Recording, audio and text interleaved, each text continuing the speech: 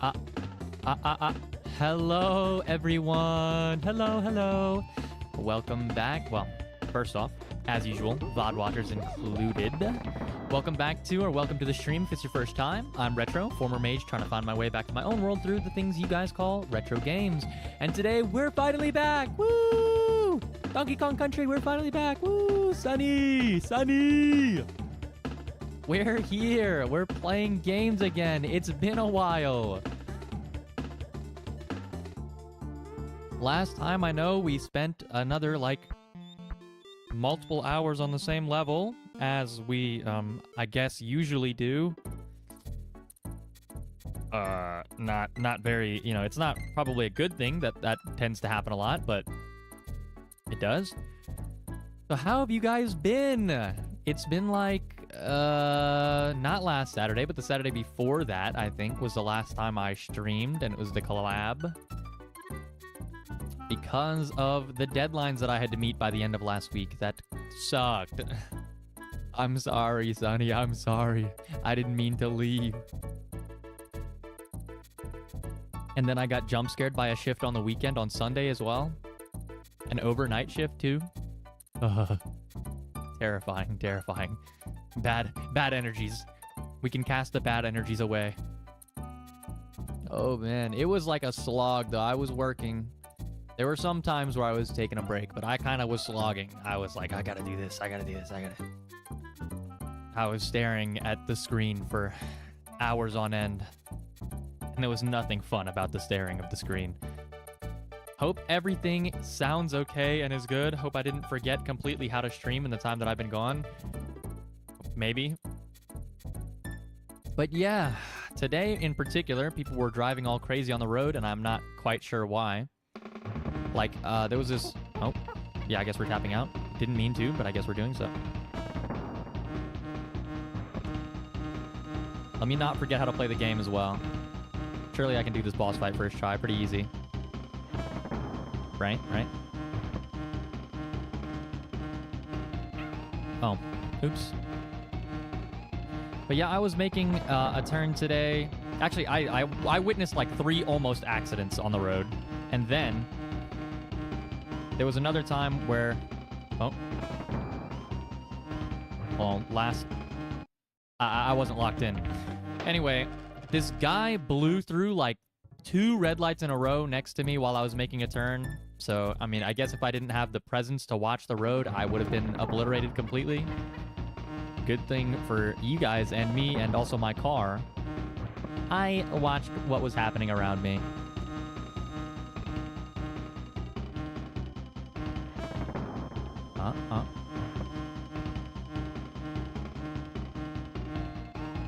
Yeah.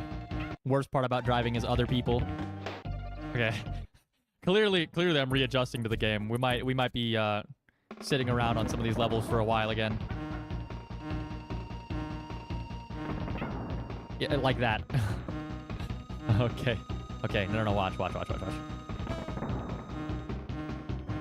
They say practice defensive driving, and like that's the most important part, is because I don't know about you, but I get, there's not a lot that makes me like really mad, but what makes me really mad is watching other people be stupid on the road. I'm like, dude, you might not care if you die or if your car explodes, but I care because I'm paying for it. You're not the only one on the damn road. They need to lock in, okay? I can lock in on the game. They can lock in on the road because that's what they need to do. Learn to drive! My life is at stake here! Wait, I killed him, though. Wait, but I killed him. I got hit and I killed him. Hold on. I didn't know that could happen. Unlucky. I figured I was safe because I threw the barrel at the right time, but I guess not. Okay, I got this. Yeah, that's what I'm saying. I killed him. I got him. I got his ass. And I still got. Anyway, when I was called into work, I was basically just doing like a receptionist job. I was really just sitting at the front desk, welcome people in, wait for anything ever to happen. Nothing happened because it was Sunday. Don't know why I had to be there. Unprompted, no warning. Hey, we need you to come in. What? What do you mean you need me to come in? Yeah, you gotta come in. Oh, what do you mean? I was relaxing. I was like, oh, finally a rest day.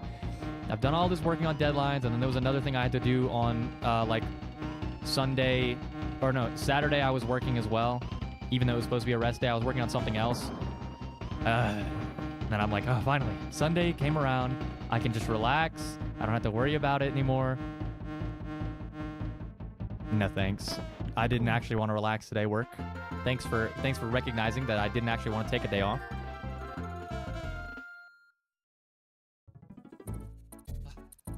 Apart from that, though, I did some fun things. And wait, is this the next area? Oh, yeah. Sorry, I'm still not locked in. I was playing D&D for the first time. I've never played Dungeons & Dragons before, but we did a little one-shot campaign. I don't know what, like, it was like a book campaign. I don't remember which one it was in particular, though. Because, again, I've never played D&D. I'm not super knowledgeable. Oh, I wasn't paying attention at all. I almost got cooked just there.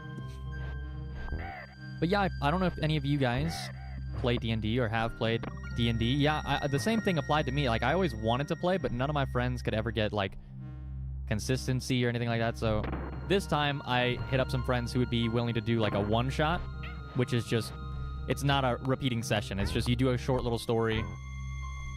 And, so as things I've heard tend to go with D&D, we completely derailed what was going on. First off, we already pissed off the DM from the start. Like, in a funny way. We didn't, like, piss him off as in, like, he's having a bad time. But we... One of my... What was their other character name? My character was a paladin. Religious figure, you know, trying to spread his... Not a cleric, but a paladin. Trying to spread joy to the world. And his name was Jesus Christ. If you say his name quickly... That's Jesus Christ. It's my little guy right there. And he was traveling with a barbarian who was very low intellect. Sorry, I'm trying to remember how this level goes while I'm explaining the story. Not a very smart barbarian, but apparently, because of the way that the rolls were set up, like the dice rolls for the skills, Jesus wasn't very smart either. Hidden meaning names? More like I like puns a lot. There was a... Man, I'm trying to remember what the other guy's name was. It wasn't my character. We were playing with just like 3 little characters. It was other guys who ended up doing like the little reception desk duty with me, right? Man, what was it? I don't know. Also, we're gonna beat this boss first try this time because I'm not messing around. No more games. Huh? Yeah. Puns. God, I really wish I could remember. We had a mage. Okay, we had a mage who also had like a pun in his name, which was really funny. So we were already pissing him off to begin with. Because he looked at us. He's like, "I'm going to kill you. Get ready to make a new character. I'm gonna kill you." Because of the stupid names. I did end up living till the end. We finished the one-shot without meeting an untimely fate. Oh, look at that. Oh my god. Wow. Insane. Actually insane. I beat him up on his way up. He didn't even get to go to his last phase.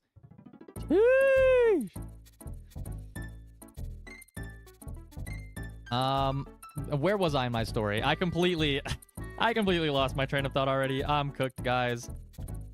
We're, I actually lost my train of thought. I know I didn't stream for like 2 weeks, but damn, I'm like scattered entirely. I'll just explain the story. We started off, we gotta go investigate this dungeon because we just meet in this town, me and my party members, and we don't really know what's going on. There's like, yeah, I lived till the end is the last thing I said. Okay, makes sense. We were, in this dungeon, or we were sent out to go explore this dungeon by the townspeople because apparently people have been hearing like strange noises and all kinds of stuff and, you know, like a bunch of nonsense. Oh. So we're going out. We go towards the dungeon. It starts getting a little swampy. It's like, you know, dark out. It's marshy. We're running through. And first things first, we roll for dexterity to check if, you know, we're going through the swamp. And I think I rolled like a 2. So I'm wearing this heavy chainmail paladin armor, swinging a warhammer around. My 2 party members are just walking ahead through the swamp, and I immediately get stuck. I trip and fall on my damn face and get stuck in the mud. And my party members, being the people that they are, the barbarian who doesn't understand what's happening around him, and the mage who just couldn't care less because he doesn't even know who I am, he decides that they're just going to keep moving forward. And they move forward, and the DM starts setting up this encounter, right? I'm confused. I'm still stuck in the back. I'm like, damn it. Friends go ahead, and they see a large creature and an animal. 2 animals, matter of fact. A small animal, another one. We can't really make out... Oops. We can't really make out what's going on in the swamp. And they're talking, and they're like, but we have to go back and, you know, we have to go back to the castle. I'm just, like, sitting... My character isn't supposed to know this, but obviously I'm still sitting in, so I can hear what's going on. One of... The mage does the smart thing and tries to hide in a bush. The barbarian, being low intellect, decides he's gonna run up to them, and I've caught up by this point, gotten out of the mud. He does a flip in the air and has to do an acrobatics check to see if he lands this flip. Actually, he lands the first one. He lands the first one, no problem. The people talking and the 2 animals are like, what the hell? And then they just kind of like give an awkward glance and go back to whatever they were doing. So he said, obviously, that wasn't enough. I'm going to do it again. And he does another flip, and he's about to land flat on his ass. But you know what? Being the good Samaritan he is, Jesus Christ, nicknamed Jesus, wanting to help everyone, as per usual, goes ahead and catches him as he's about to fall, and we make a self-introduction. He's like, hello, friends. What can I do for you? What seems to be ailing you? What is the problem? And here's where I notice we get a description of the characters. The animal, there is a small cat, a donkey, and a large man. Now, I walk up to the donkey. I don't think anything strange is going on. I walk up to the donkey, and I try to use my animal handling skills, because Jesus was, you know, born in a manger. Nothing happens. I figured he'd be talking. And then I realize, I think about the characters, and I just blurt out in the middle of the conversation, like, we're setting up the story, whatever. I blurt out, it's Shrek! Because there's a donkey, a talking cat with an accent, and a large man. So, apparently, we located Shrek. This is a precursor. This sets up the entire adventure. As you already know, some nonsense is going on. Okay, I completely lost the locked in on the game factor. I'm trying to recall the story as we go along. What a way to start my very first D&D session. So, we keep trying to solve their problems or whatever. I'm trying to figure out what's going on. Apparently his wife has died. Which is Fiona, if you know anything about Shrek. I don't know how that ended up happening. I also remember, I've completely skipped something that happened to us. Some guy... I need to backtrack. Backstep. Before we find Shrek and his party, there was this guy that fell from the sky. Like, we're just walking down the path, and a body just goes... like, splat right in front of us. Yeah, it was already, like... It was already a nonsense. It was a mess. Body goes splat. We check his body. Oh, yeah! The other character, I figured out with the mage with the... Oh, my God. Oh, my God. The mage's name was Pollywansa Cracker, and it was like a parrot-human anthropomorphic kind of creature. We don't actually know who fell in front of us, but there was a note in his bag that said, "With this, I will finally become one with the birds." Okay. Yeah, you can tell. And so Polly is very interested in shiny things. We checked the guy's body, and he's got a ring on. And we can tell it's a magical ring. And this ring sounds like, oh, okay, this is the first thing we're finding. We're finding this guy who fell out of the sky, this ring. It's going to be important, right? You're not going to hear about this ring again until we get to the end of the story. We can tell that it's slightly magical because the magician uses his, arcana, his sense, to figure out if something's going on with this ring. And then he just, because he's a parrot, bird, hybrid human creature thing, he loves shiny things. He takes the ring and he throws it in his coin purse instead of wearing it. He's like, yeah, gotta add it to the shiny collection. I don't even know if this parrot human thing had fingers with which he could have worn the ring in the first place. But he stuck it, and I just kind of forgot about it. Shuffled it to the back. We're like, all right, whatever.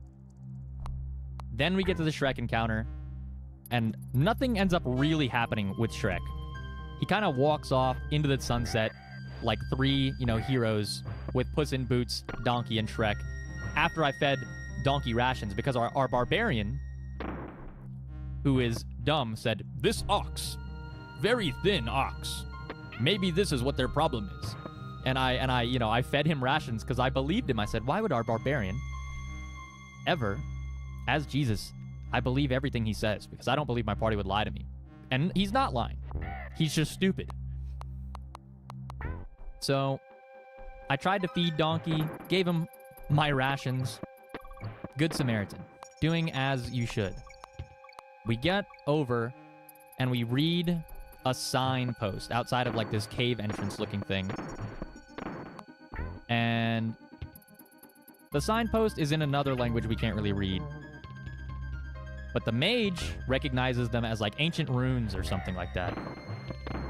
And so apparently, it's it says something about a fun party cavern.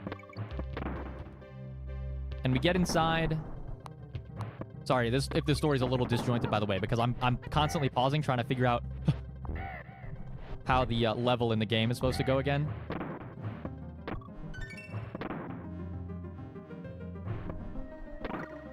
Oh yeah, okay.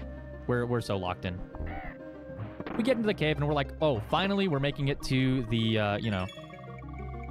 Oh, secret found. We're making it to the main part of the story. We get in there, and there's penguins that attack us. They start, snipping at us and everything. They're like, I take my time with the story? Yeah. We're in a cave. We're in a slippery cave. It's icy. I'm wearing full chainmail. And as per usual with Jesus, I suppose, I'm clumsy as hell. And I immediately slip and fall down the icy stairs as we're going in and take everybody with me. Completely careening down all the stairs, knocking us out with these penguins next to us. And they just start pecking at us. Now, being a good animal handling Samaritan, like I was earlier with my, with the donkey where I tried to help him out, I go ahead and say, you know what? I'm going to try and pet the penguins as they're pecking at us. And natural course of action, they are our enemies. They start pecking at us, they start biting, I get hurt after I try to pet them on the head. Now, I've decided the only further course of action we can take to lead them to the right path is to obliterate them. So, to send them to a better plane, a better place to be, as Jesus. I take out my warhammer, and I immediately splatter that guy on the wall. The first penguin falls like a piece of paper. Instant death. One swing. Warhammer. Spattered. Jesus is now covered in blood, and he's smiling because he knows that he's sending them to salvation. We take a little bit of our time fighting these three penguins. We get down to the staircase, and there's a door. Now, before any of us can do anything about the door... Also, I splattered the other two penguins, by the way. They're all over the place. There's blood on the ceiling, on the left wall, the right wall, the floor. There's blood everywhere. We get down to the doorway. We get down to the doorway. The barbarian doesn't even check it. He just walks up and he's leading the way because he doesn't believe in falling behind, as the barbarian does. He checks the door and he's like, "Door is locked." And before we can do anything about trying to unlock the door or anything like that, Mage just casts Gust and blasts the barbarian dwarf into the door. Apparently, it was completely unlocked. There was no problem with it.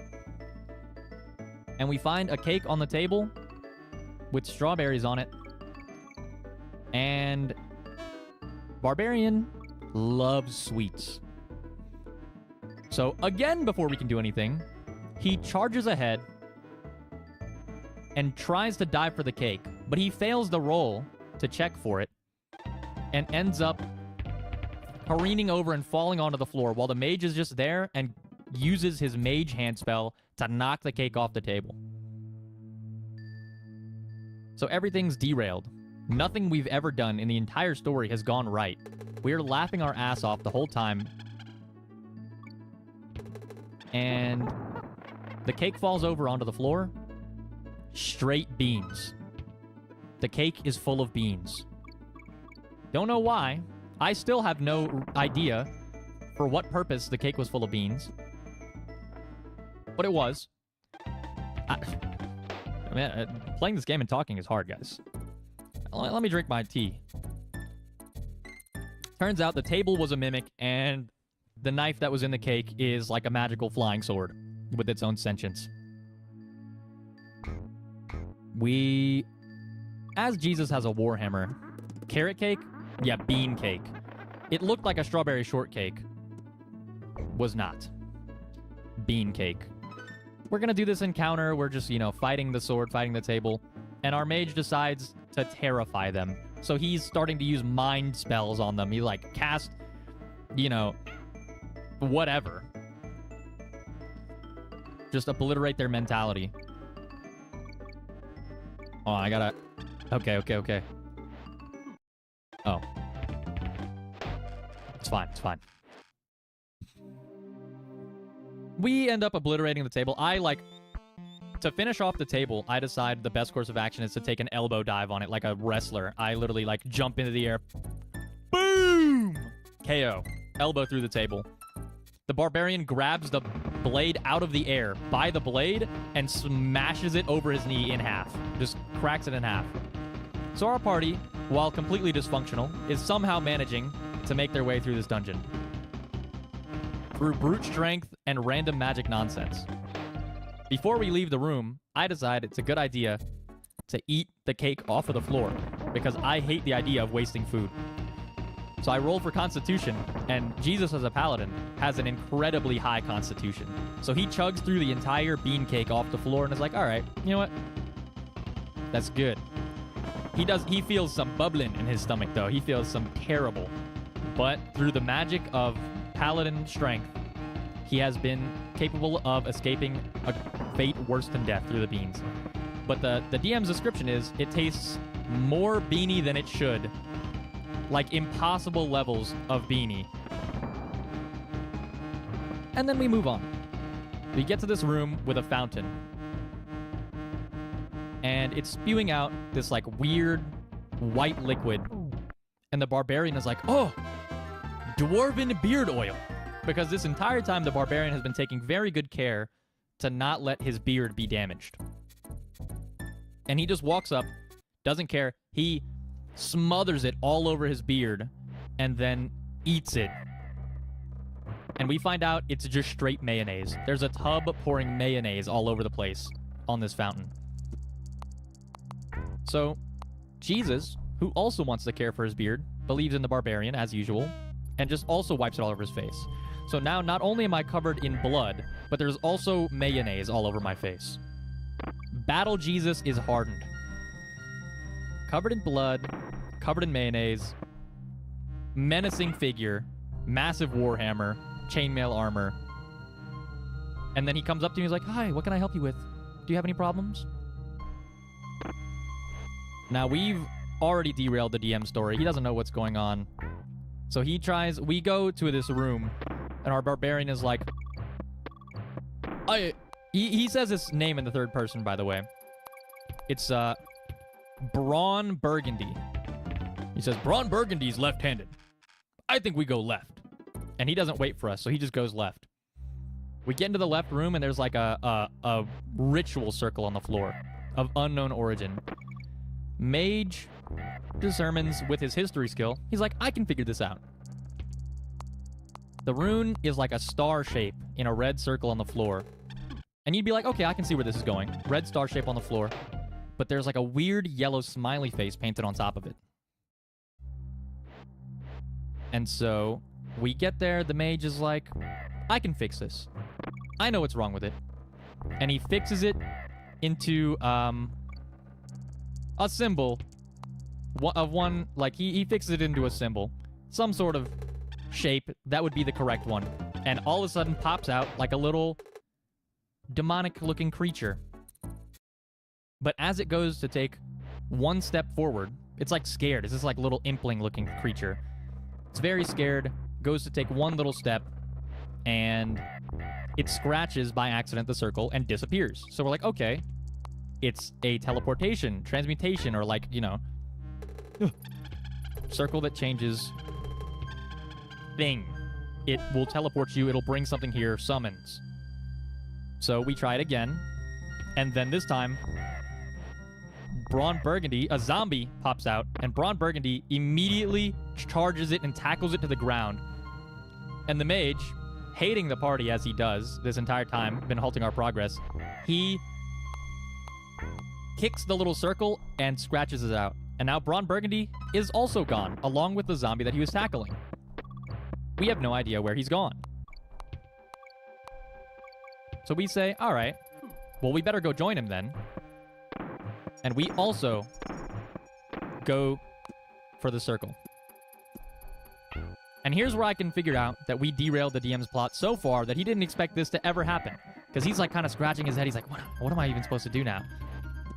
Where are they going? And here's where he lost his mind. We've completely lost everything. He's like, you find yourself in an office, and there are large panels of glass to your right. And it's like, he basically describes a modern city, which these characters would not recognize. He's like, you look down outside of these glass panels, and you see, you know, rows and rows of buildings. And you look back up, and you see a metal dragon approaching you at high speed. And this is where I realized that this was all just an elaborate 9/11 joke. We literally wiped completely right there. Story ends. But there's more. There's more.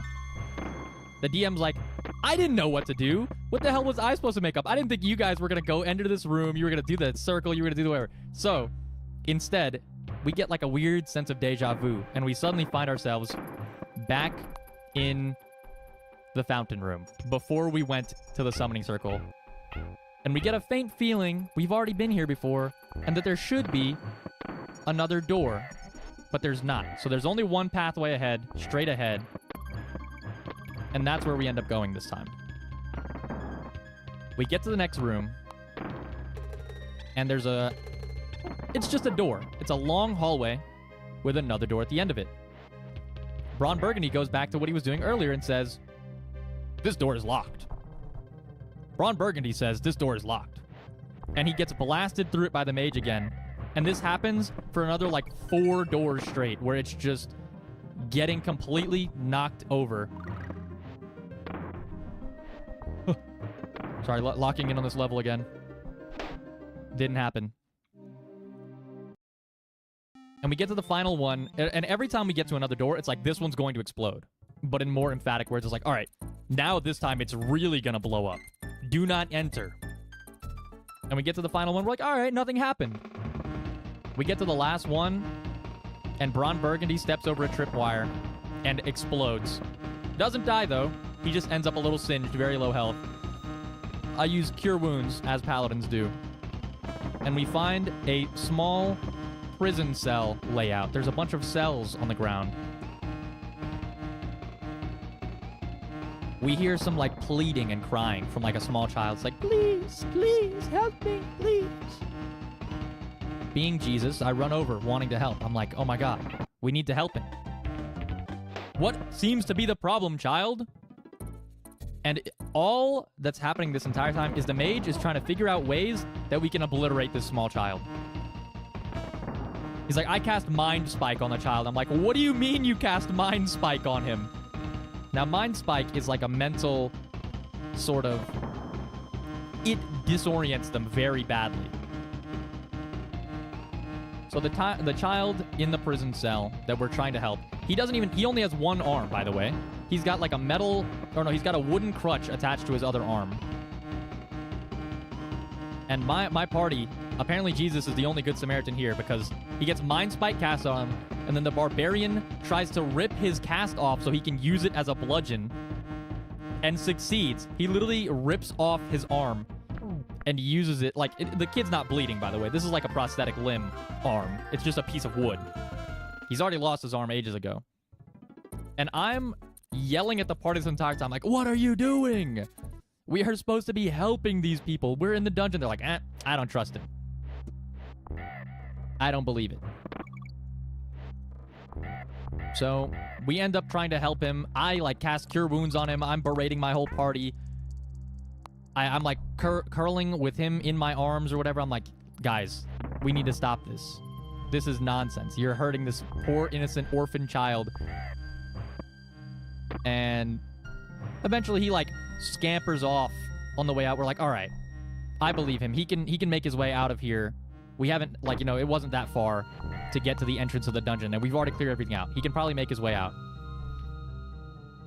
I check my coin pouch after he leaves, and there's, like, a little note in there that says, you've been fooled by the little person, like, what are the exact words? I won't say it.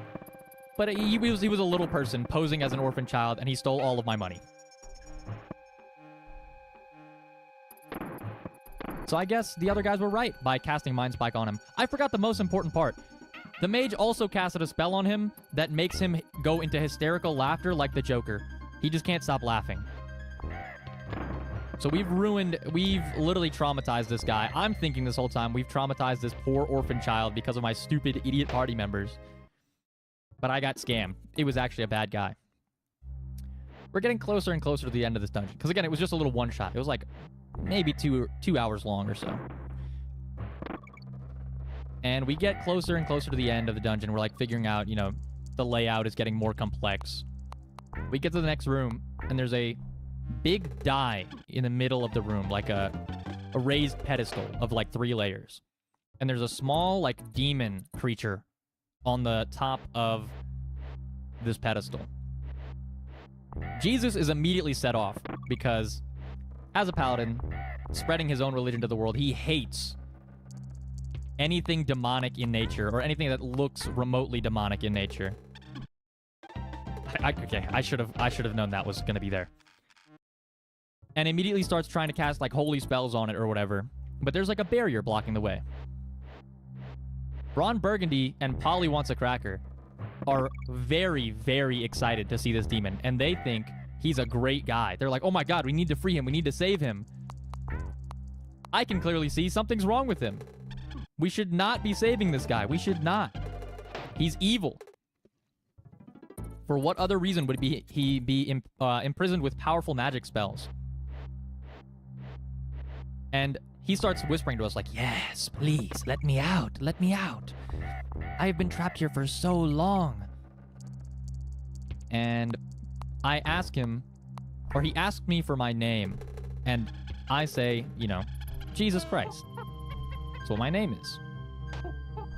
And he says, or I say, names hold power, foul creature. What do you call yourself? My name is Ivitz. And before we can even get to the next part of the story, I say his name backwards. And I think the DM is joking with me because the DM just goes, he explodes. I'm like, oh, okay, no, what happened? He explodes. he exploded because I said his name backwards. I just completely guessed. He said I was going to have a whole thing, like a whole setup where you had to like figure stuff out or whatever.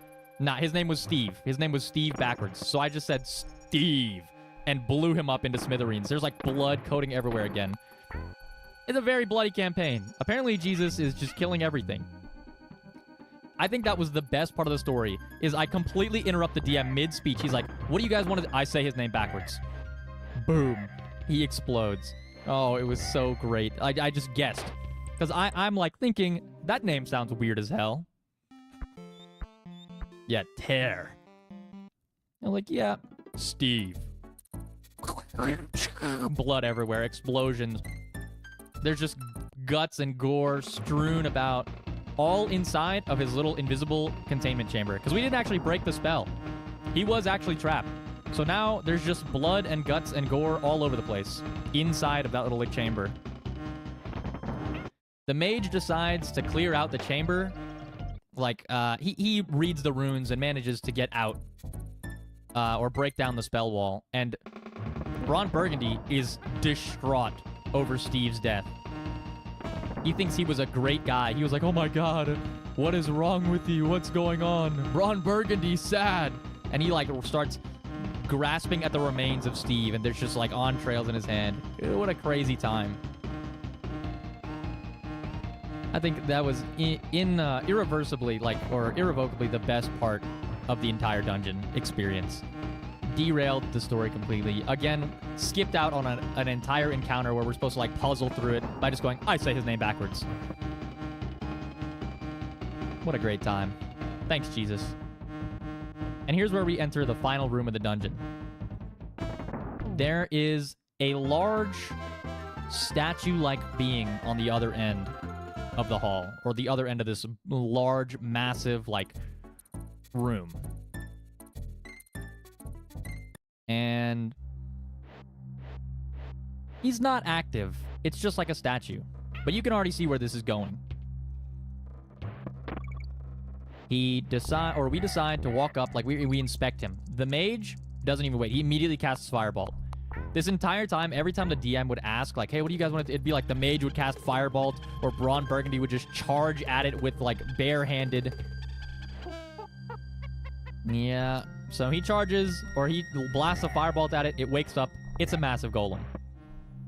Now, the reason it's a massive golem is we have brought... This was all improv by the DM, I think, because we were building, like, Gunpla figures before, and he brought one of them. So he puts the Gunpla figure on the DM's mat. And that's what we end up fighting, is the massive Gundam. And Ron Burgundy is landing critical hits on this thing the entire time. He's like spamming it, spamming it, spamming it. And I am trying really, really hard. I have like a +7 to all rolls with my Warhammer. And I still can't roll high enough to hit the enemy. Like, I just can't hit him. My blows are just glancing off.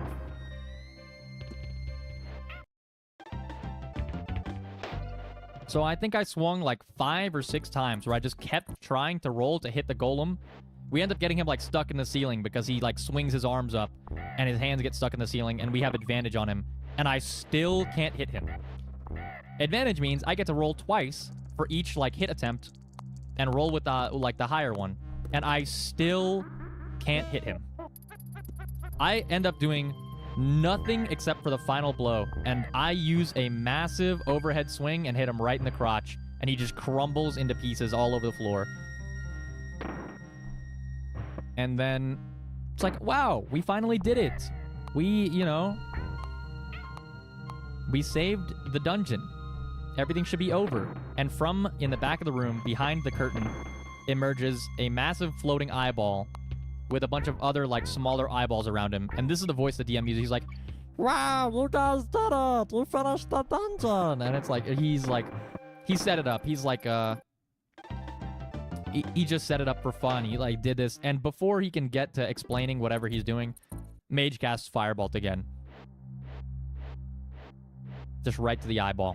Dry eye syndrome. He just... Our party did not do a lot of talking and negotiating. It was a whole lot of blast them and then, you know, keep moving.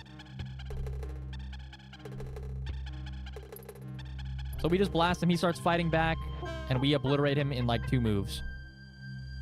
So we everything that the DM had planned, none of it happened. Yeah, Mage was not listening. Braun Burgundy wasn't there to listen either. The only reasonable one was Jesus, but he was too meek. He was too mild to actually, you know, he wasn't like strong-headed everything. He would listen to his party and be like, that sounds like a good course of action. Let's do that. I trust in you guys. So that's where we ended the story. But the DM started explaining. He was just like, how does it always turn out? Every time I DM, all of you guys just completely, like, he wasn't mad. He was laughing his ass off too, but he's like, how does this always happen? So my first D&D session was, it was very good. Very wonderful time. Completely off the rails. Nothing went to plan. Fantastic.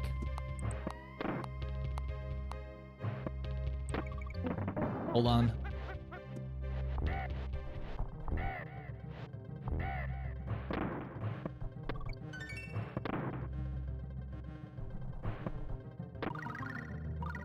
Okay, we got the secret rhino level. Anyway, it was a great time. I highly recommend playing D&D at least once, even like a small little one-shot like I did, something fun. Because the DMs get creative to try and handle the massive amounts of what the hell are you doing. Like, they'll lay out a nice... Apparently this happens with one-shots a lot. Because, you know, it's not like a long story where there's consequences for random nonsense happening.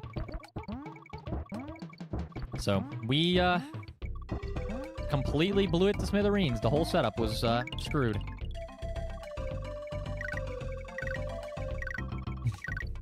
Play so bad, yeah. I have some ideas that I want to do for D&D as well. I do want to play more. Oh, we gotta go all the way back here?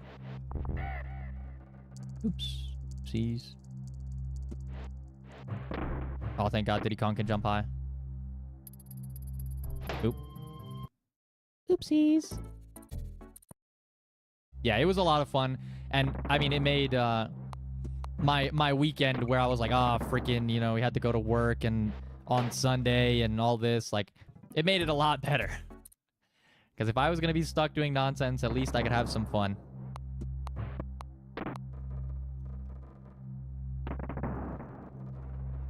Sorry, we have made 0 progress on the levels at all here. I was too busy recounting the story. Quite poorly, I may add. There's probably stuff I missed.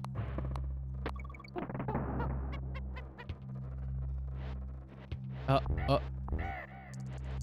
honestly should have, like... Oh. Freaking Donkey Kong. Fat loser.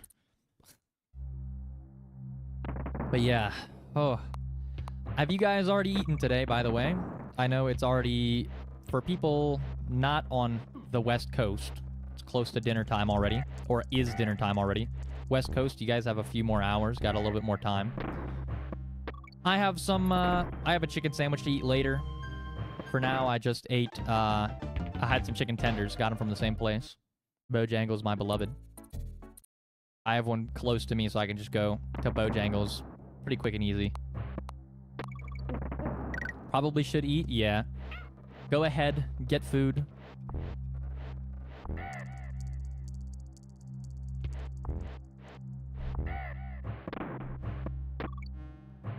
As always, should be taking care of yourself, drinking water, eating food. Where's the secret? I keep forgetting where the secret thing is. Yeah, be forgetting? I think I used to do the same thing where I just wouldn't remember to eat. Like, I'd be doing other stuff. I'm like, oh, shoot, it's already, like, this time. I should probably eat something. And then it's like, a lot of the time it was too late. Everything was, like, closed already. Oh, my God, I hate this Donkey Kong guy. He never knows how to do anything. Speaking of stories and maybe without gameplay, I was thinking of, like, it's not super retro gaming themed, but I was thinking of, like, a stream where I just read an old story, like an old internet story or something like that from the early days of online thingy-mabob, like 2000, something like that. I don't know if anybody would be interested in that, but I feel like it would be a fun time to, because I was driving around earlier and I remember I listen to a lot of these like podcasts for long drives by this guy called the Dark Somnium, where he'll just use like effects and stuff and he'll recount horror stories or just internet stories or whatever like that. So I figured there would be maybe a time where I could just do that myself. Obviously without the effects, just do a live stream where I'm like, you know, chilling on like a weekend or whatever. Just read through some old stories, maybe some long ones too that could last like a couple hours. I have one in mind that I would really like to do called Ted the Caver, which is from like 2001 or something, self-published story from like 2001.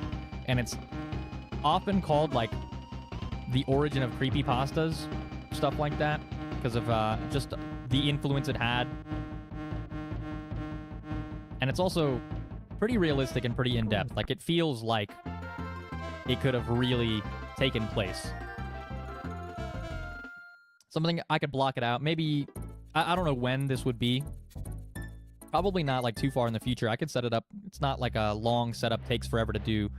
Just get the web page, prepare some like imagery or something like that, and just go ahead.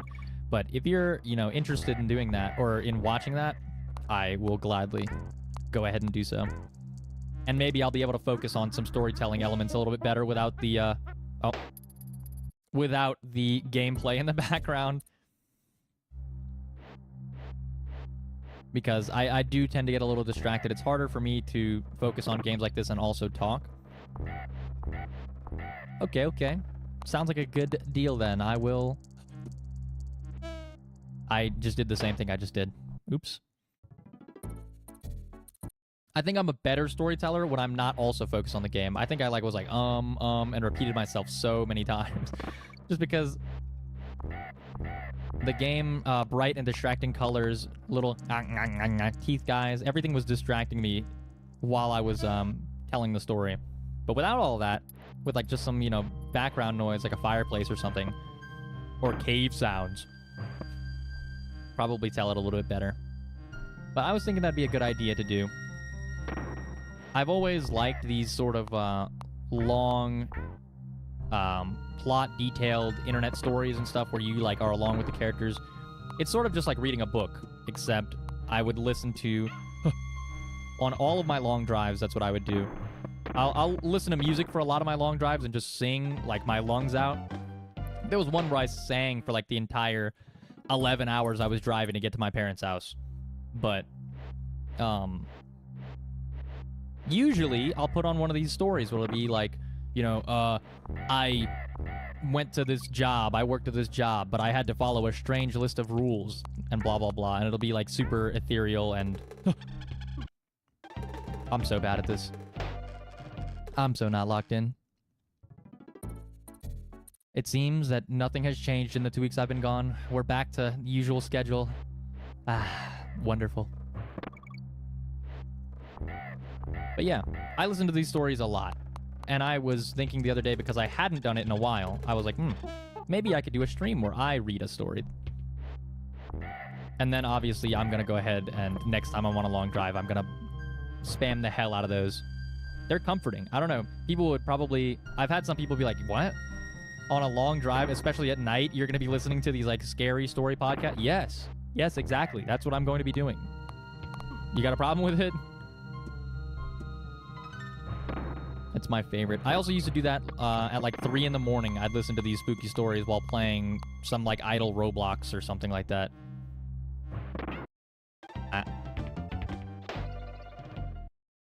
I think maybe, perchance, I need to reset and die right now so I can get my lives back. Maybe now that I'm not... Great way to keep yourself awake? Yeah, well, so the scary stuff doesn't usually bother me. Like, I'm not... It doesn't make me any less tired, but I'm like... The reason I'm less tired... Actually, let me die.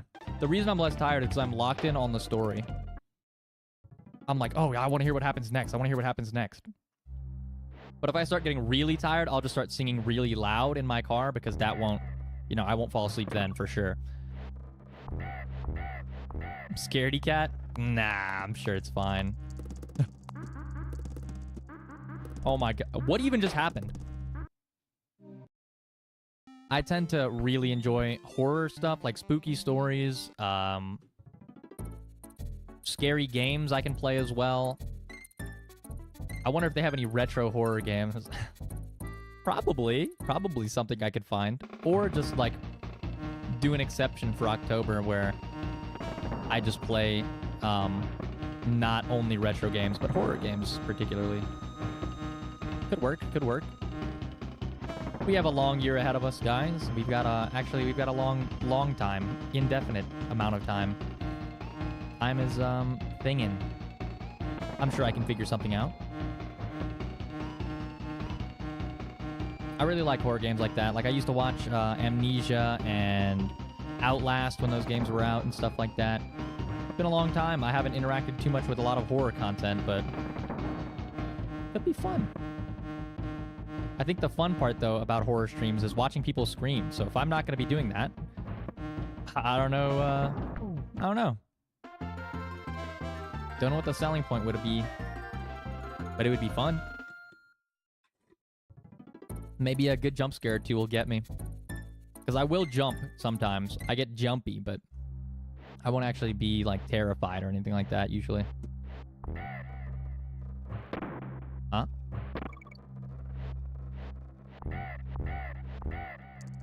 Alternatively, we can do bedtime stories. There we go. Significantly less scary. Just quiet stories to listen to with fireplace sounds, or like random illegible. What is it?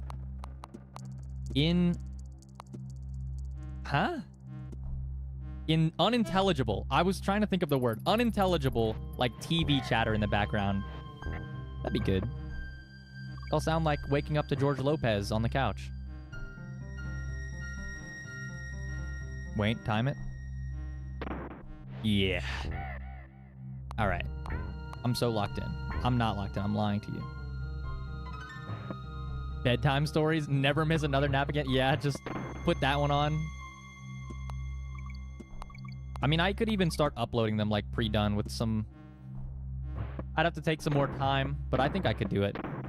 Every once in a while, as a special project. Be like, hey, here's a bedtime story.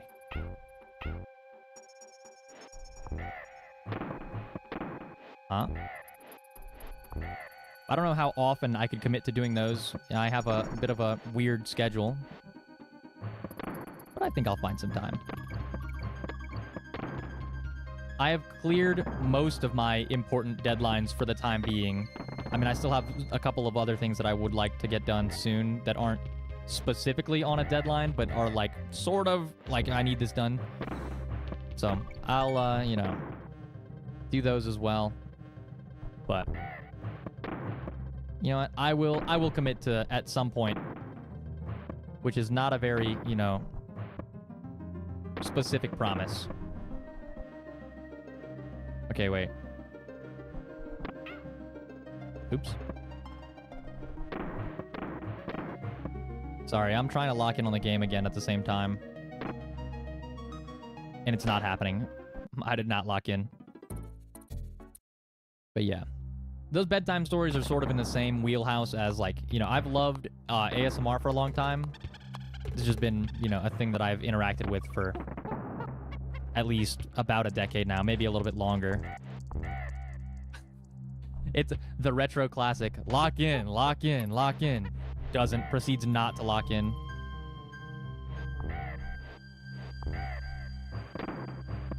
It'll be, you know... The classic telltale sign that you're watching my stream is you have to yell at me to lock in, and that just doesn't happen. Where was the secret barrel? Where was the secret one that let me go to the end? Because I know we found one earlier, and I just completely skipped the level, and that's how we ended up getting to the next one, but it doesn't look like it's here.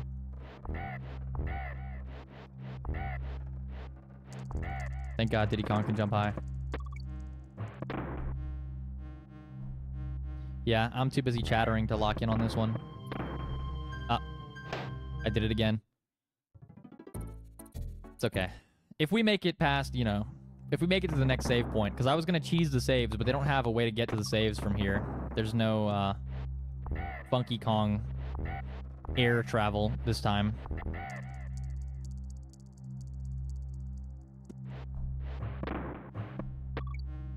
All right, all right.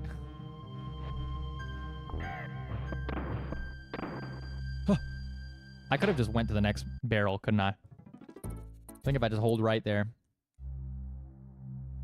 Uh-oh, guys, we're at 0 again. Maybe I should just die. Either that or I just, you know.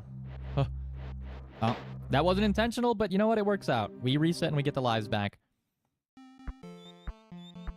Actual strategy, actual real tactic. I'm not just bad at the game. But... oh.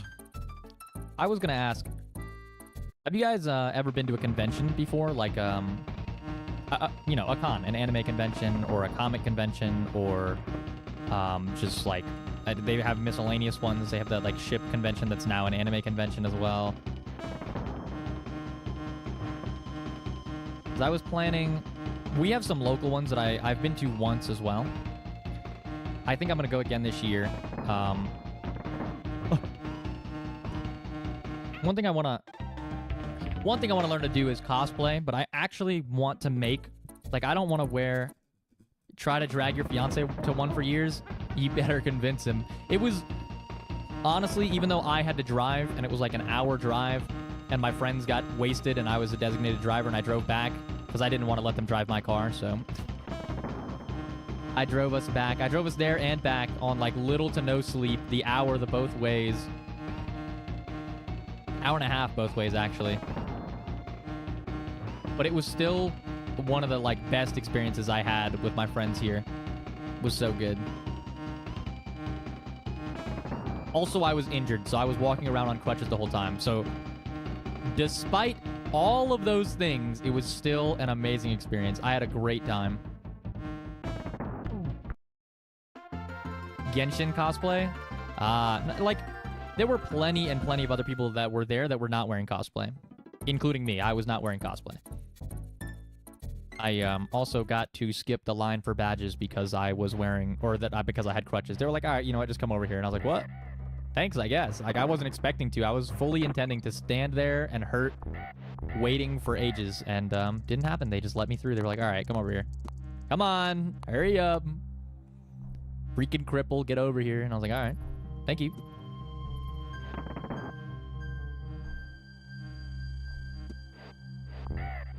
On. I just didn't want to die at, like, that super easy part.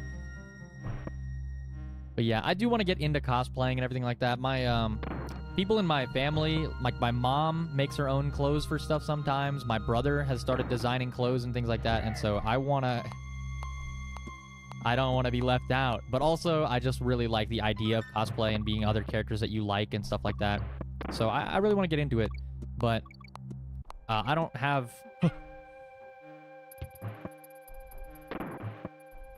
I don't know if I have the space. Ever since, well, because my roommate, like I've mentioned a couple times before, moved out, I think I'm just going to use their space and, like, get a mannequin, like a torso, and buy a sewing machine. Because I've hand-sewn things before. I know how to hand-sew. I know how to knit, but... which are two different things, by the way. Sewing, knitting, crocheting, all very, very different things. But I like doing little craft things with my hands sometimes. Like the beanie I made for my older brother for Christmas. That was awesome. Stitching is next on the list. Cosplay would be great. I was thinking, me, I have a very simple outfit, so I might even be able to do myself.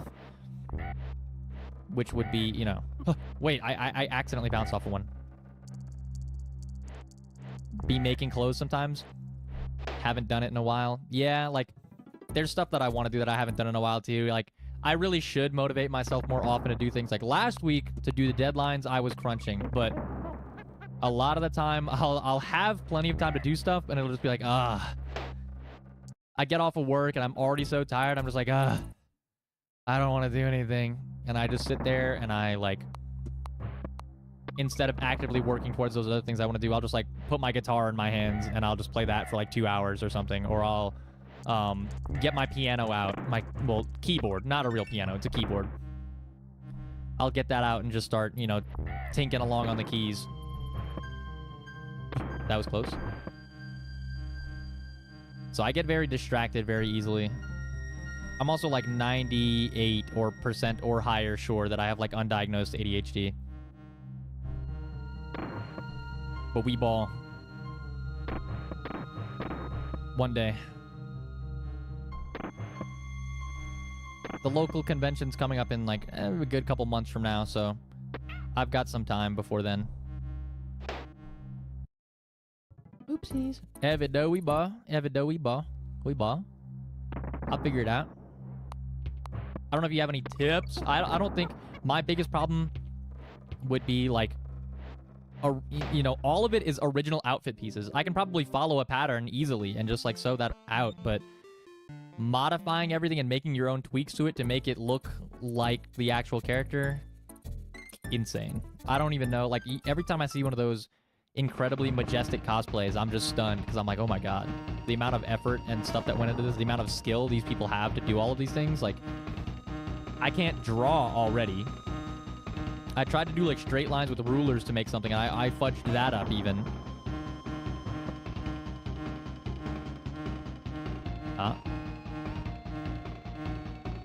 I guess I was sewing with felt, and it was kind of like floppy and hard to work with, and I didn't have like the proper workspace to do it either. I was kind of in a small little like table area. But those are all excuses. I actually just botched it pretty hard.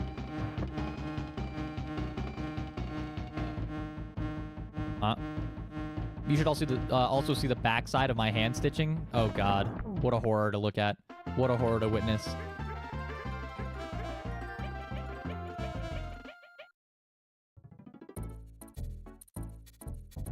For like family events and other stuff like that, for Christmas and other things, my mom has always made like these family shirts with like our names and stuff like that on them. So I've always admired my mom for that. And then I go into her like workshop area, and there's like a million different things all over the place with her mannequin and all her craft supplies and everything like that. Always admired that about my mom. I wanted to ask her for tips, but she'll be gone for a while visiting. Oh. Yeah, I know. You know, even when I was younger, I've never been one to care if other people thought it was like bad or like cringe or whatever. I just was like, oh my god, look at these clothes my mom made. And I wore a lot of stuff my mom made for me, so.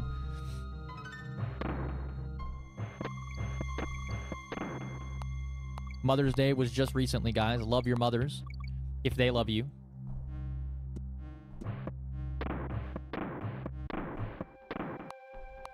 I'm, you know, lucky. I think I've, again, mentioned this before, but I'm lucky that I have a great relationship with everyone in my family.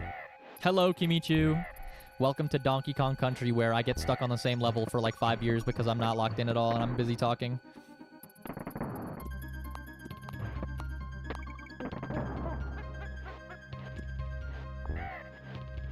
Oh. Sorry, I wanted to read what you were saying, but I ended up in like a sequence where it was hard. Your great-grandma was always making you clothes? Oh, dress in a scarf, huh? I've never actually worn a scarf in my entire life. But I've also never lived anywhere where it got exceedingly cold. Mama's boy? I don't know. Like, I love everyone in my family. My mom, my dad, all of my siblings. All, you know, all 4 that I grew up with. Saved.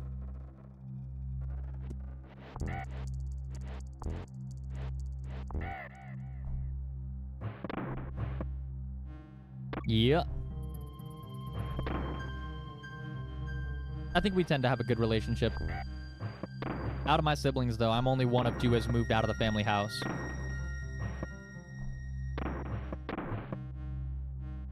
Huh? Quick, easy, simple. Good timing. Oh, he's on the other side, so it doesn't matter. Oopsies. Tee.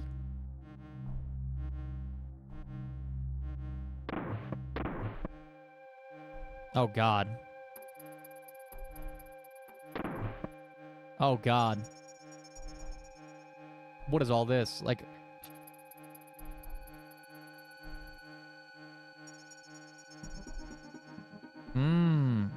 don't think I've seen my mom this year yet. Yeah, no, I haven't seen my mother this year yet, but... Oh yeah, and again, I won't be able to see her this year. She's going back home to visit her mom for like a year again, so I won't be able to see her this year. But, you know what, she might come back for Christmas or something like that, so we'll see.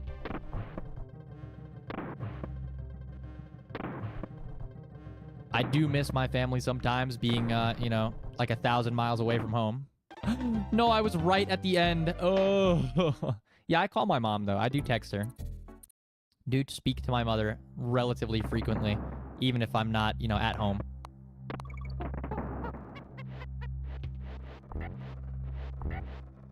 Ah, damn Donkey Kong. But I actually, one thing I rarely do is FaceTime. I wanted to FaceTime, like, for family dinner on Family Day, because, or Family Day? Mother's Day. I wanted to FaceTime my family at, like, the dinner table, but it didn't end up happening. Timing was just off. Okay, let me tap out. Diddy Kong is just way better. I always say this. I always echo the sentiment that Diddy Kong is the character I should always be using. No. My beloved Diddy Kong is gone. Yeah, like, look at that bounce, man. Look at it. If I was on Diddy Kong, I'd be through the moon by then. Insane. But yeah. I've, you know, my parents have always supported everything that I do. Everything that I've, even this, like... I'm not the only streamer in my family. I don't think either of you, or any of you guys were there for it, but my sister is also a VTuber. I wasn't on her stream. I showed up for one of her, like, donathon goals and stuff like that.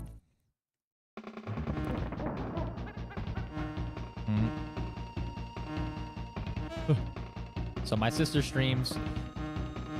Collab? Meh, doubtful. My sister mostly does, like, art and stuff like that, and I'm no good at drawing. I'm no good at any sort of artistic expression. I'm pretty terrible at that. My friends before have asked me for, like, oh, you should do, like, an art stream. And I'm like,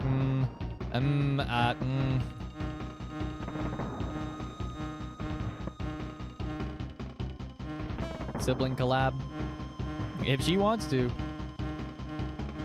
She also, well, she streams on Twitch and I stream on YouTube too. So she's like, why don't you stream on, you know, why don't you stream on Twitch? So I can, like, show up to your channel and stuff like that. I don't know. My other friends stream on YouTube, so, and I like the VOD system, so that's what I've been doing.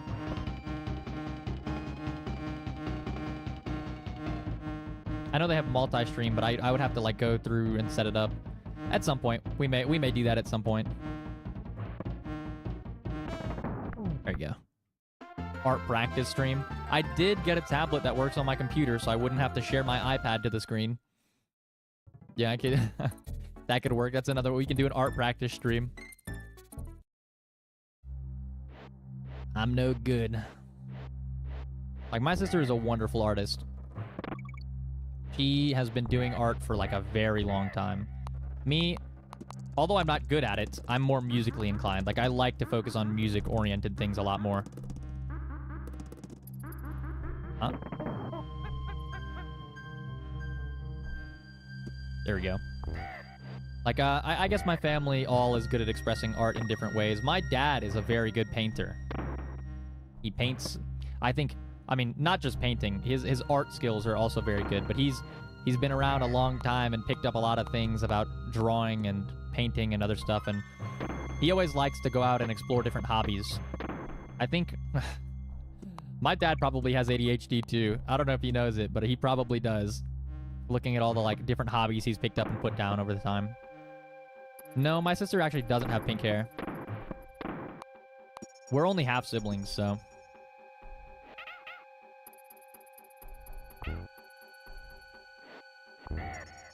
Her hair color is, you know, not exactly the same as mine. We look wildly different.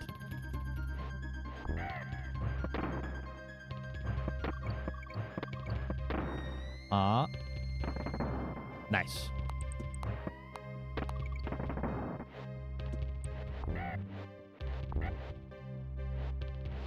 Aw, damn it. Yeah, but she's mentioned me on stream before. Like, I'm not... It's not some big secret. My sister's stream. Huh? Huh? Okay. Oh, I did have to tell you guys something important that happened to me while you guys have been... Or while I've been gone from you guys. I was taking a break during my deadline crunch, and I was really tired and everything, and my friends hit me back up. Oopsies. And I have, unfortunately, I've relapsed, guys. I've relapsed. My friends convinced me. I played a game of League of Legends. I'm sorry. I know this isn't what you wanted to hear from me after so long being gone, but I played League of Legends with my friends. They needed a fifth. I'm sorry, guys. I know this is disappointing, and I know you thought better of me and thought that I could hold myself back. I know it's been 4 months since I last played. I know. I'm sorry. I didn't mean to fail you like this, but I played League of Legends. I'm so sorry. And I didn't even get mad right away. I didn't even start yelling and flaming anybody on the games. I was so reformed, but I was still playing League of Legends. Horrifying. They should not let me play that game ever again. And I know that I'm going to be, you know, not busy during a break time. And my friends are going to hop on and going to be like, hey, let's play. And I'll be like, all right, I'll fold under zero pressure and we're going to play the game anyway. Also, my friends live in different time zones than me. We all went to school together.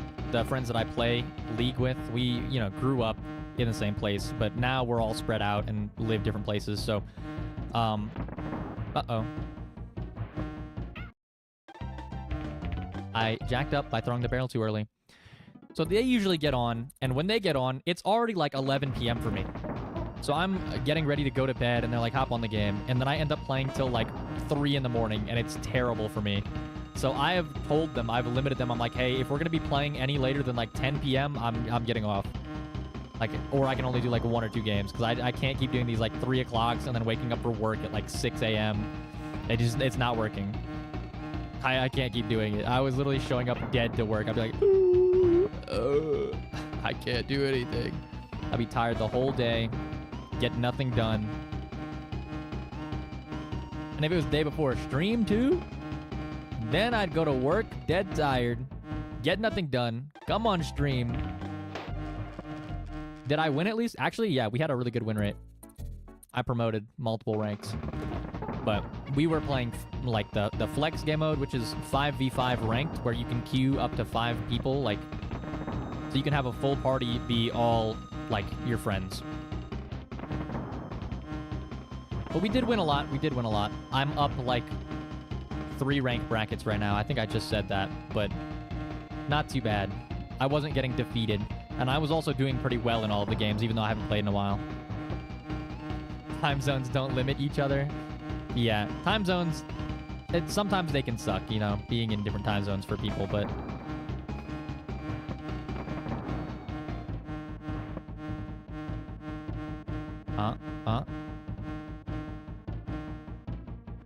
Sorry, I had to lock in for a second. No need to die on this damn B-boss again. What a waste of time. Yeah, time zones can be a bastard, man. Like, I just want to... But also... I have no... evening shift, yeah. That can really get you. I used to work nights, like, when I used to work at Domino's, I'd work the closing shift on Friday nights and Saturday nights. I would work closing shift, which means I usually got off around 3 a.m. after going to work at, like, 5 o'clock or something like that.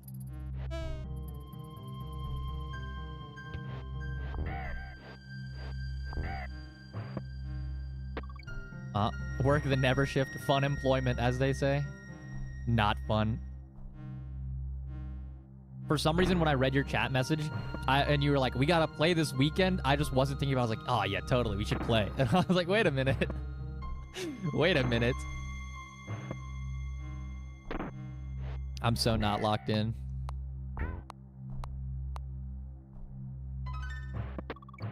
No, I get it. One of my friends has been like throwing in a million job applications, multiple of my friends actually, and then they just weren't landing.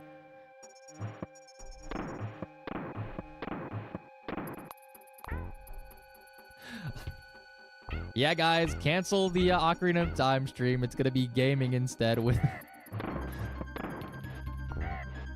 gonna be viewer joined. No, I actually love Roblox. I played Dead Rails with my friends. Yeah, they're not ready for you to bring all of that energy into work.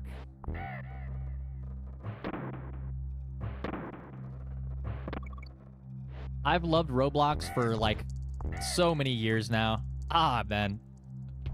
I'd have to make a stream account. My Roblox account is, like, ages old. Somebody's gonna recognize me from a game I played 14 years ago and be like, oh my god. Rejected a job offer yesterday to humble them. Fortnite? Oh, that's crazy. You know what else I also tend to play? I also started playing Fortnite recently. I just got back into it. I bought the Battle Pass too. The Star Wars season is actually really fun. I like the way that the, like, laser weapons work and everything like that. Just because they don't have ammo. I don't have to go worry about collecting ammo again. And, whatever, like, 11D sniper is, I, actively, like, abuse the hell out of that one. That sniper rifle that, like, shoots rapid fire and does, like, 100 damage, 120 something for a headshot. Crazy. Actually insane. It shoots so fast. It's like auto sniper in Counter-Strike.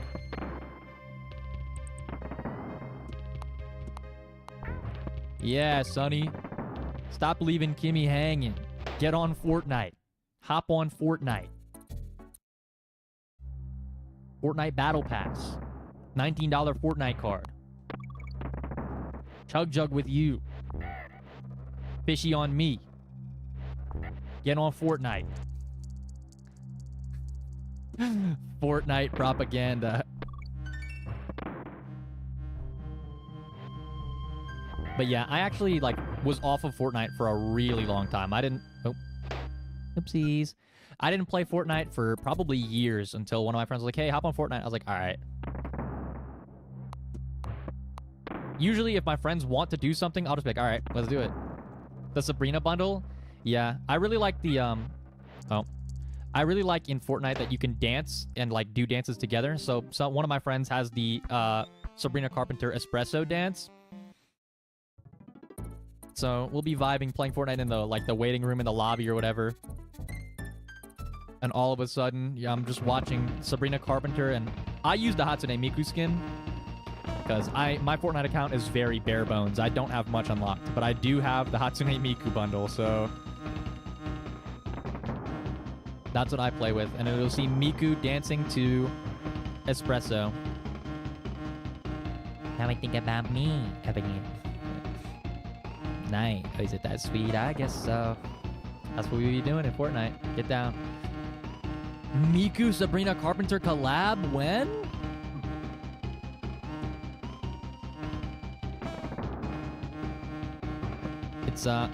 It's highly unfortunate though that whenever you get on stream you have to, like, mute the copyright music for Fortnite, or else they'll blow you up. Their marketing team must be, like, insane.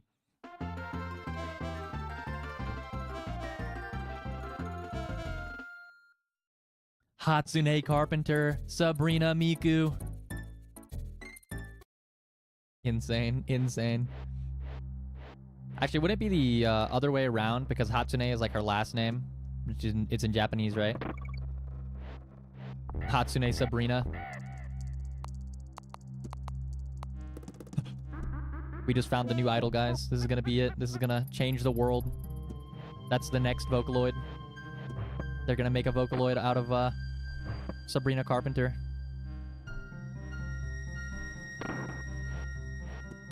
Dodge. I really like how Vocaloid songs sound when they're, like, covered by people. Obviously, Vocaloid songs have their own charm, but a lot of people put their own spins on it whenever they're doing covers and stuff like that. I would love to do so. Would be a great time. I want to work towards being able to cover songs and stuff like that eventually. A carpenter with an inspiring message? I wonder. What is it? Was it perhaps a paladin going by the name of Jesus Christ? Maybe, perhaps. It's funny because I did have the carpentry skill. I didn't end up needing to use it at all because it was a one-shot. So I had a lot of skills that didn't matter. Because in a longer campaign, you'd, like, let all of these skills shine. Because you'd know what skills the character has. And you'd be like, oh, let's, like, do this thing for my character. Because the DM can, like, take time between sessions to, like, plan things out. But because it was a one-shot, we didn't get any of that.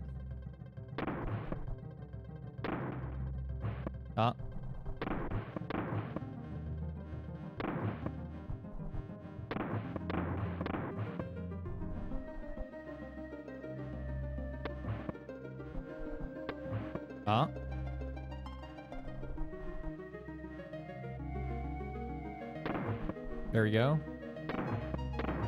Okay. Time for this hell barrel.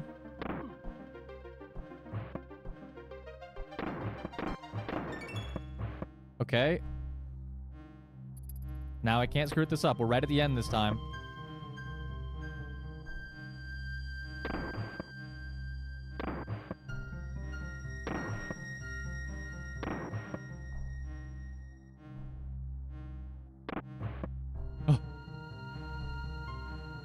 No way. No way. I refuse to believe it. There's no way. There ain't no way. But yeah. Guys. So I'm a contracted employee for my job. And my time for my contract is coming up within the next couple of months. Yeah, I got quiet and locked in and I still didn't make it. Unfortunately. My time... I know the job market sucks, guys. But I don't know. I don't think I want to re-sign with my company. They cause me a lot of stress. So I think sometime later this year, or like, you might have fun employment streams.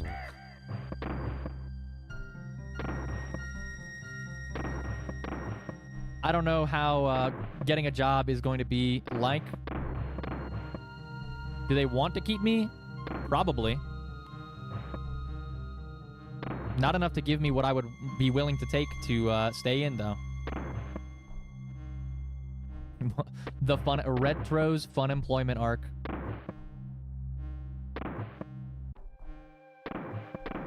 You don't understand how much I want to not be doing my job anymore. To work somewhere else. To retain me at this job, for me to keep doing this job and working in this place, the way the days are going, they would have to offer me like $100,000. Not per year, like on the spot. They'd have to give me a $100,000 bonus instantly, which is not happening ever. That's just unrealistic. But what's also unrealistic is the prospect of me staying working here. I'm not doing it. I'm done. I'm completely done. Unless the world explodes in the next couple of months, I will be done. And then I'll be out on the hunt.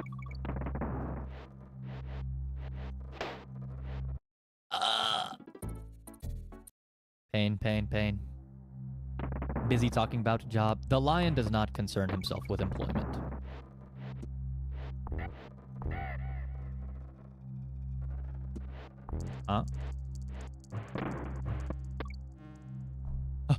Guys, I'll lose my unique aspect as a VTuber of having a job. Rare in the VTuber sphere, I think. I'm lying, but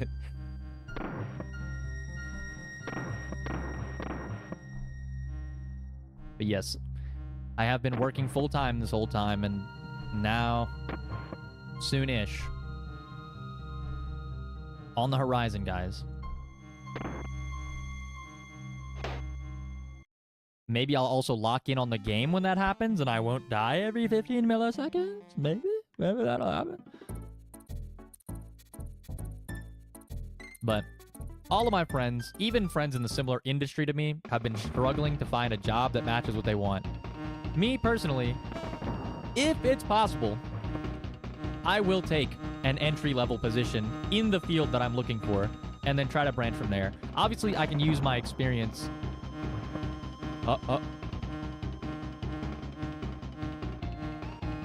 I can leverage some of the experience for the couple of years that I've done working at my job currently and before that as well. But, I mean, I don't think the Domino's experience counts for this field of work, so it'll only be the last couple of years I've worked at my current job. But I'll literally take a downgrade. I'll take regular, like, help desk.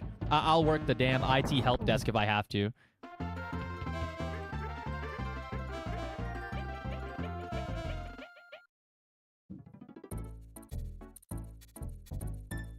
I know it's fine. It's hard to find jobs, even entry-level positions, but like,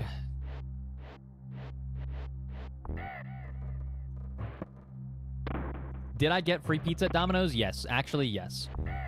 Whenever orders never got picked up or like they were canceled or whatever, but we'd already made the pizza, like we'd have this little heat rack shelf where you'd keep all the discarded pizzas, and we would eat those on our breaks and stuff like that.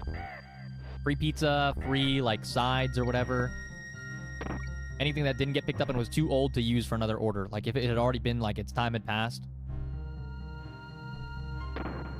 Like, if we made a pizza 15 minutes ago or whatever, and somebody ordered it, like, it'd be like, oh, here's a large pepperoni or whatever. Then they would make us wait, like, at least an hour before eating it. Because we'd be, like, able to reuse it for another order. But, like, if it was some weird-ass combo and you canceled your order, like, they were like, all right, whatever, just, you can eat it. It'll be some combo that someone's definitely not ordering another one of. I'm trying to think of, like, what's a combo somebody definitely wouldn't order. Like, black olives and, spinach? No, wait, people eat black olives and spinach together. What would they not get? I don't know. There's a lot of pizza combos. Anyway, if it was a really unique combination of toppings, they would not make us wait to eat it. They'd be like, all right, whatever, you can just eat it. But if it was like standard, like, hey, it's a pepperoni pizza, or it's a pepperoni and sausage pizza, which was another common one, it'd be like, all right, whatever. Hey, but I was good at my job. I could throw the pizzas in the air and stuff. Even though they don't do that anymore, I could toss them in the air to stretch the pizza dough out. Do some theatrics with it. I was also one of the faster dough, like, I worked the dough table, which is what they called it. It's when you take the dough out of the trays and you cover it in, like, the corn flour. I wasn't even looking at the barrel, to be honest. I worked the best dough table on the shift. What they would call them is floats. Whenever you would finish a pizza, the way we did it is you take the dough out of storage, and in order to make pizzas faster, you'd stretch the dough out and make an entire rack of, like, stretched pizza, like, just the discs. You know, it's just the dough.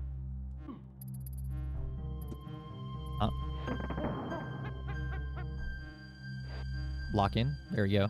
So I'd make an entire rack of floats, especially before dinner rush, because I worked the night shift, always. So, we had to make a lot. I think the most I ever made was, like, in a 2-hour span, I think I made nearly 300 pizzas or something. It was like 200-something pizzas, which is more than one, like, thing a minute.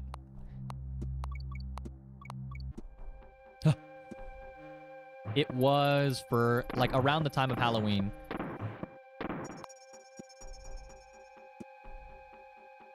Yeah.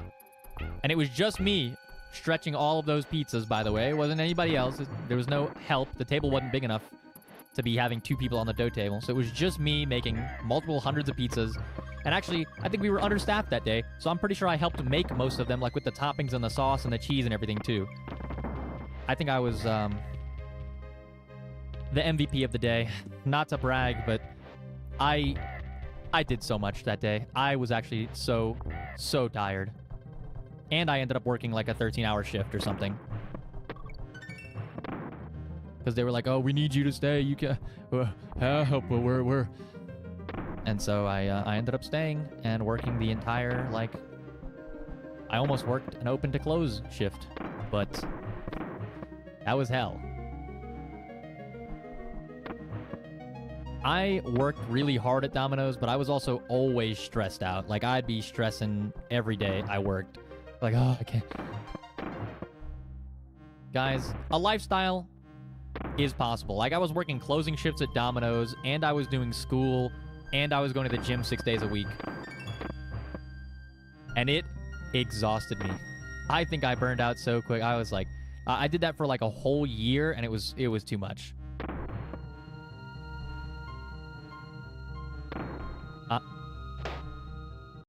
So one of those things, work, school, must be a popular location. Well, it was like, there were 2 Domino's in my entire city, and we were one of the 2. So we would serve one half the city, and the other Domino's would get the other half of the city. So we, you know, they got a lot of orders, but we had a higher standard as well for our stuff. I'm gonna say the Domino's rivalry, we were definitely better than them. Crap. We were 100% better than those guys.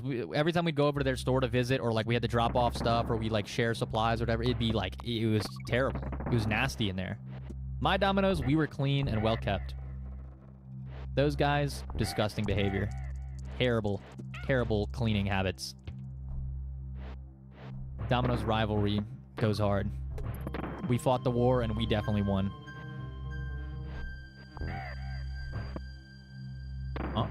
What are some of the worst combos I've heard also? We used to have this guy who'd come in. Oh, let me say this. We had this guy who'd come in and order a small, which is a 10-inch pizza, like a personal size pizza. I think they're a scam, by the way. I would never buy a small pizza ever in my entire life. Not worth the price. Just go up to a medium. He would order a small, gluten-free pizza with no cheese on it, and spinach. So it was literally a disc with tomato sauce and spinach on top of it, and that would come out of the oven and look like the most horrifying thing I'd ever seen.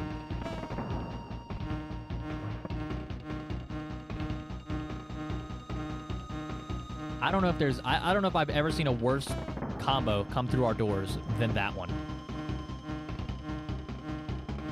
I don't even get what the point is. Like, if you can't eat... Man, it's not even a pizza. It's not even a pizza at that point. It wasn't worth it. It can't possibly have tasted good. The leaves would come out like all crisped, but not in a good way. They wouldn't be like a good crispy. They'd be burnt. The spinach leaves are all burnt. The sauce is like... The sauce isn't very saucy anymore. The sauce is all like... Oh. I think it like hardened. It like dried out. The sauce dried out a bit. Terrible. Just terrible. Completely awful. There was another time a guy came up to the like store and he's like, I want a beef pizza with just beef. Give me extra beef. And we make the pizza and he's like, there ain't enough beef on it. Put more beef. So we remake it and we make another pizza with double beef. So he's ordered a double beef pizza. And it's literally, there's so much beef on this thing, you can't see the cheese anymore. It's like obliterated with beef. And he goes, that ain't enough beef. I want it saturated with beef. What do you mean, then? Saturated with beef? Hello? What are you talking about? This is the most beef we offer. There was like 10 ounces of beef on that damn thing. There's no way that we're getting more beef on there. Crazy. What is your guys' go-to pizza orders? Another thing that was disgusting is double pineapple. Anytime someone ordered double pineapple, it's like, it's too much pineapple. I like pineapple on pizza, too. I'm not even a hater of pineapple pizza. I love it. Tastes great. But, like, double pineapple, it's just too much. Way too much pineapple. It's literally like making the pizza drip through. Like, the pineapple juice is coming out the bottom of the pizza. It's so much pineapple. Just pepperoni, huh? What about, like, you would obviously probably eat also a cheese pizza, right, then, if you like a pepperoni pizza.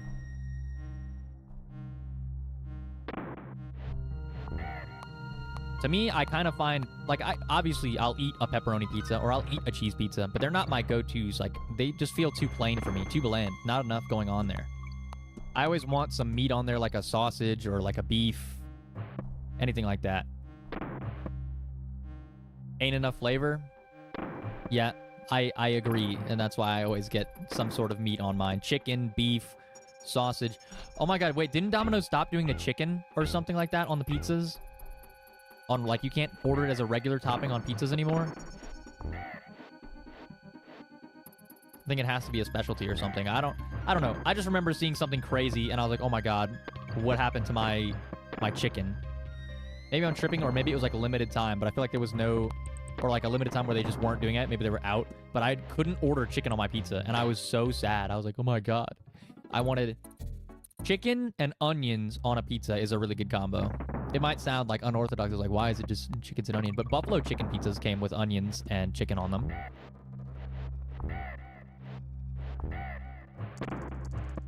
They also had other stuff, but, you know, it's the basics.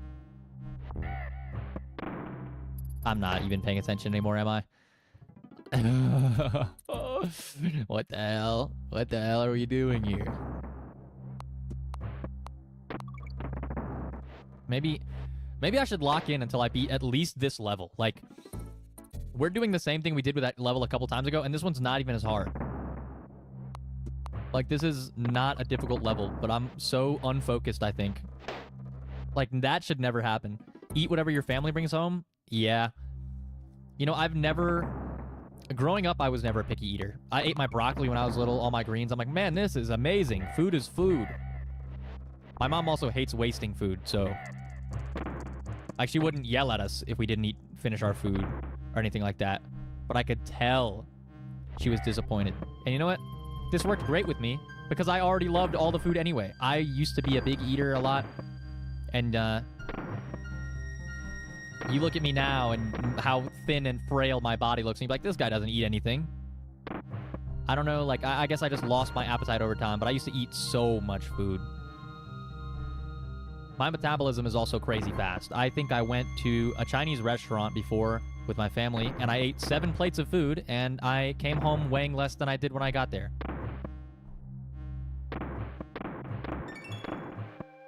Got those half Pinot genes.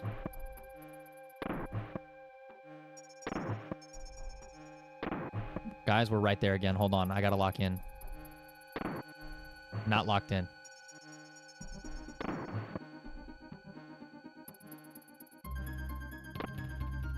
I'm not locked in. I'm not locked in. I'm not locked in.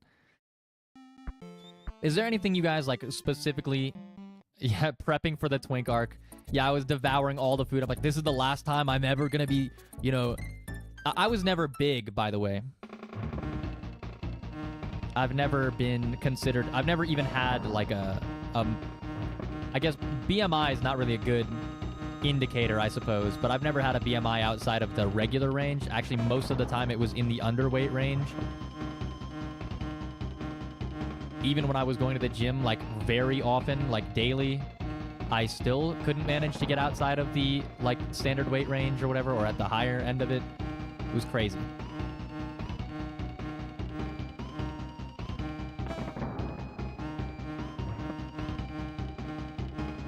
I might have to accept my fate here soon. Even people I know have been calling me a twink, and it's how I look. It's just the appearance I give off. I might have to, you know, bite the bullet and just accept my fate. Be like, all right, I guess that's what I am now. I guess this is what it is. Eatable? There's definitely some people at my workplace who could probably just pick me up and chuck me over their shoulder. And I would be able to do nothing about it. I'm quite little. I'm not short, though. I'm not tall, but I'm not short. But I am, super tall and strong. Kimmy, you be hitting the gym?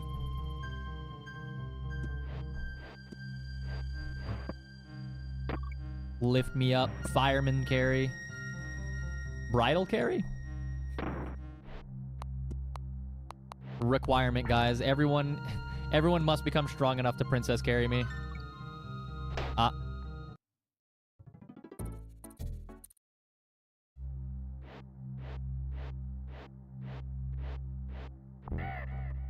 There you go.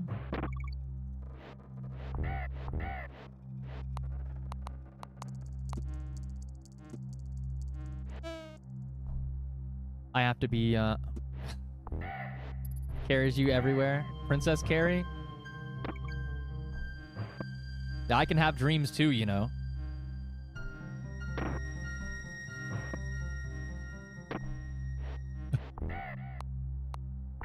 I've never been princess carried before. I need to figure out what it feels like at least once.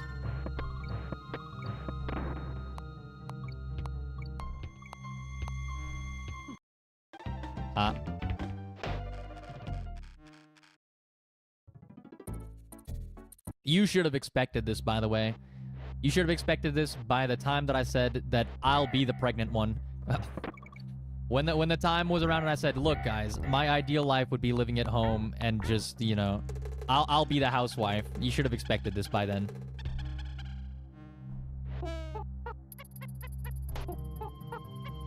Male seahorse. Huh?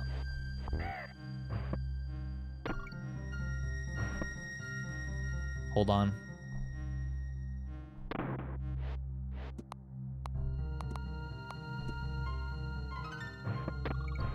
Locked in again.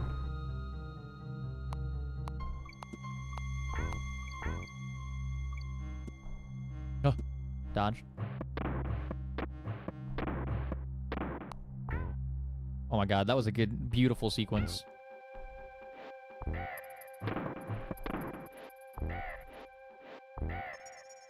Perfect.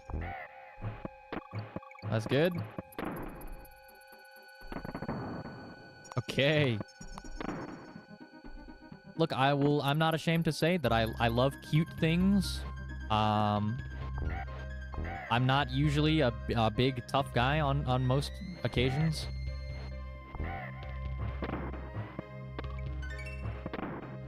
It's just, it's how I am, I guess. There was a... Cutie loves cute things, and... Sorry, guys. I do be reading, like, romance manga and, like, giggling and kicking my feet. It's just the way it is. Nothing's going to change that anytime soon.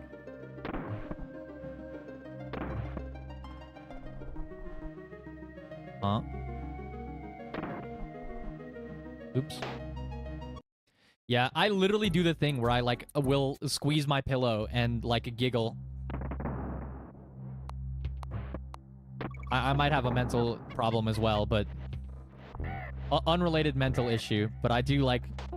I'll, like, squee to myself almost while reading stuff. Like, I'll see, like, the part where, like, the main characters finally get together or whatever. I'm like, oh my god! And there's no one else in my room, so I think it's perfectly acceptable for me to, make strange noises in excitement and happiness. I'm like, look at them. Especially if it's like a series I was invested in that I've been reading for a while or whatever. It's like, oh my god, finally. It's happening, it's happening. I do the same thing when cool things happen, though, in like an action sequence. Like, in a manga that's all about fighting and whatever like that. If they like unlock something new and cool, I'm like, oh my god, look. And I'll similarly squeal while hugging my pillow. So it doesn't have to be cute. It can be cool too, but...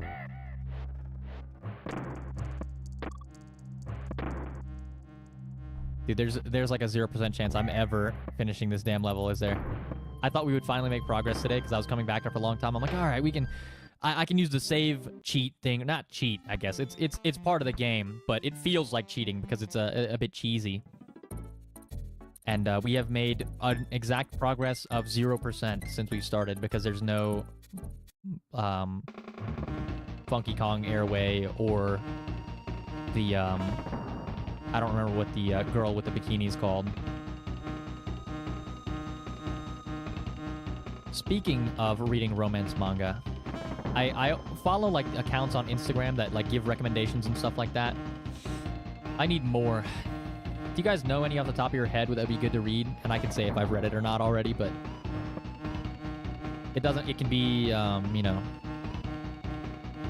any type of basically romance.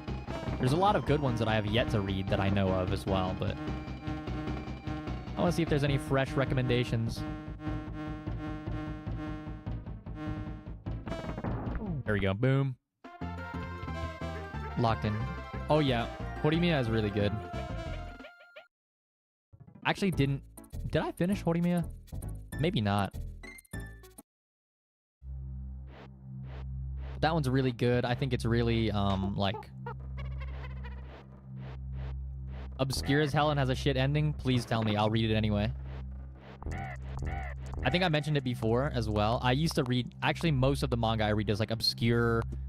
like, long, random title that somebody adapted from a light novel, and you can tell it's, like, a light novel adaptation from just the way that it is written. I also read light novels sometimes. Not as often, but... Actually, there's one I need to go back and reread. I'm paying for, like, a subscription to read it, so I might as well go back and read it while I'm wasting my money every month. But yeah, all of, like, the anime... I see a lot of, like, romance animes that come out or whatever, or not even just romance anime, just anime in general that come out. And I'll look at the entire season lineup for, like, oh, summer 2025 anime lineup, and I'll be like, damn. These are just all manga that I read in one batch, like, 4 years ago. Like, why are they looking at my history, bro? This is... it's literally just a bunch of stuff that I read all at the same time. Ages ago. I guess I have an eye for, like, what's going to be popular soon by accident. I just figure it out on my own. I'm like, oh, this looks like a good series. Oh, this looks amazing. I'll read this. And it's super obscure and nobody knows what it is. And then all of a sudden, a couple years down the line, the anime watchers will be like, oh my god, have you guys seen this new anime?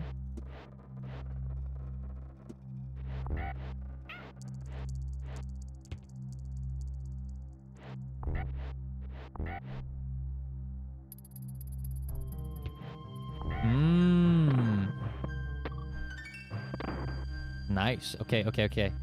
After I next die or get to the end and to the next... Oh. Oh, wait, did I find the secret barrel? Please.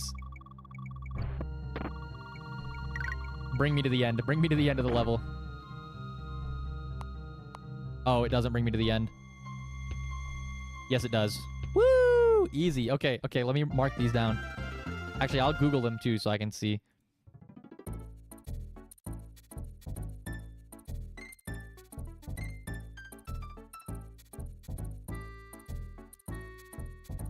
Oh, okay, okay, okay. All right, next one, next one.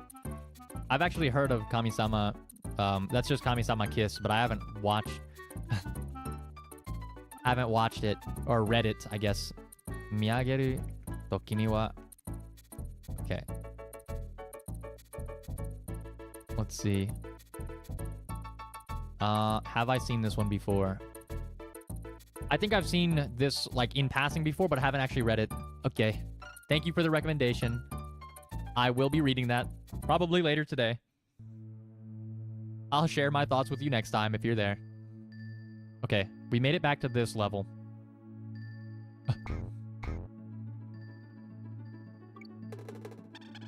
Alright, guys, what's the bets? Am I dying, or am I making it to the level after this? I mean, it looks good from just reading or just looking at the... I was rolling! I was rolling! Hello? Whatever. I guess it's fine. Okay.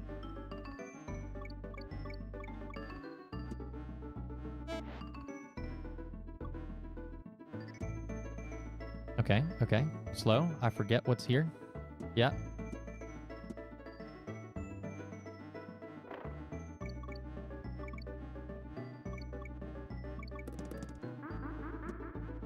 Apothecary Diaries. That's another one that I have been recommended a lot that I haven't actually gotten a chance to read yet, so...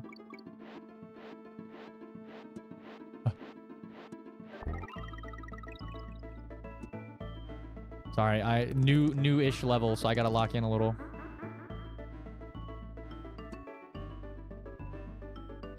Oh yeah, watching a series with other people can be difficult too, because it's like if you need to like line up the times where it's like, hey, we can both watch at this point.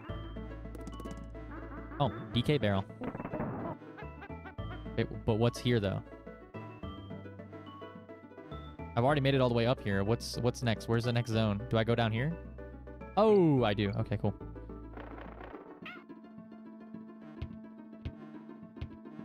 What? I bounced off of him, man. Yeah, there's a lot of shows that I want to watch that are in my log that I just haven't gotten a chance to see yet. I think that's one of them. Apothecary Diaries, My Happy Marriage I want to watch as well. I can't name them all off the top of my head.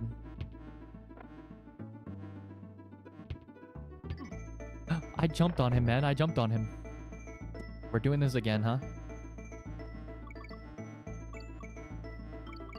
Okay. No, I jumped. I pressed the jump button, but it didn't go through. Hell, hell, hell, hell, hell. We're in hell. We're back in hell. If I finish the first level, beating this one is going to be, you know, just as difficult. Now I have to get a down low on this level, too. Like, I kind of got used to the last level, but now I gotta... Also, I would say I don't watch very much anime anymore. I just read manga and novels and stuff. And, of course, my fair share of fanfiction as well gets thrown into the catalog.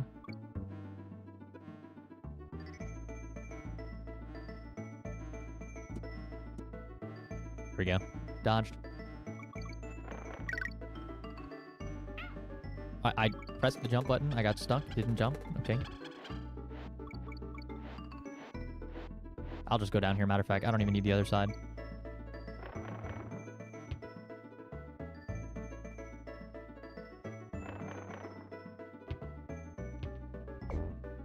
There we go.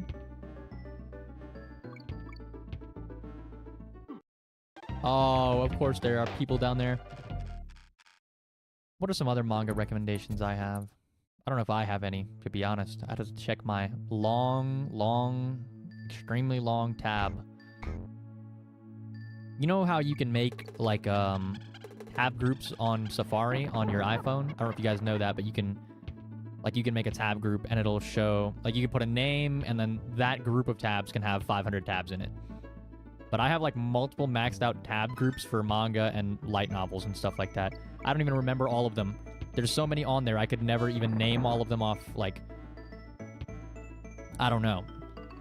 I might even forget some of them because I've read so many. Like, I don't even remember this. I vaguely remember having, like, a recollection of something that might have gone like that. I keep jumping, but I guess I'm not pressing the button down properly because it's just not, it's not going. Also, I already ate earlier, but now my stomach is like... Chicken sandwich.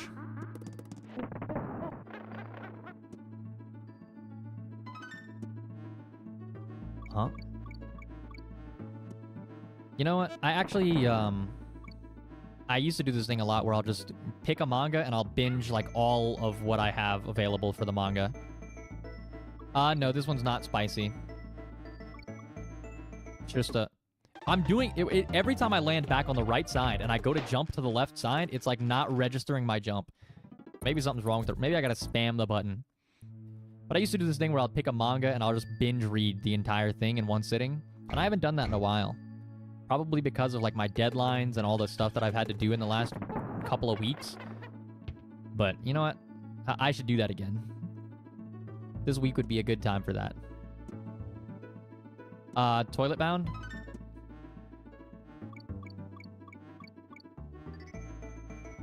Gotta get ready to go out. Alright, Sonny. Take care. Have a good time. Actually, I don't know what you're going out to do, but have a good time. And be safe as well. Very important. See, even Kimichu echoes the sentiment. Stay safe. Have a good time, but stay safe when you do so. Mwah, mwah, mwah, mwah, mwah.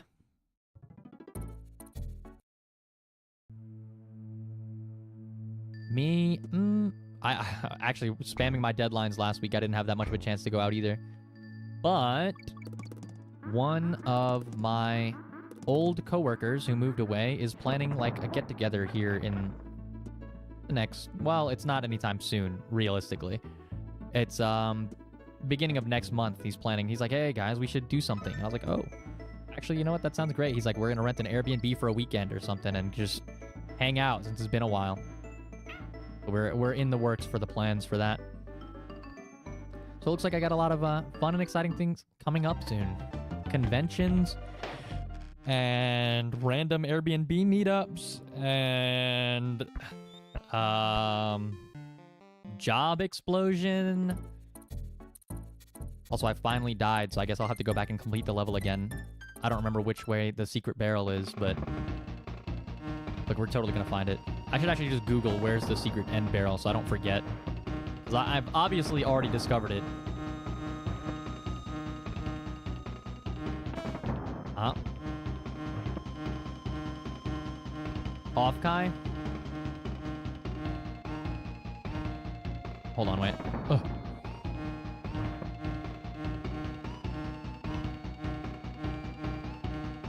Oh.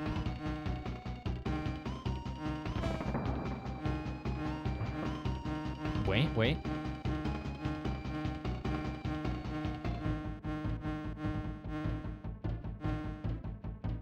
I was talking about local conventions, but actually, I have already purchased the tickets to go to Offkai.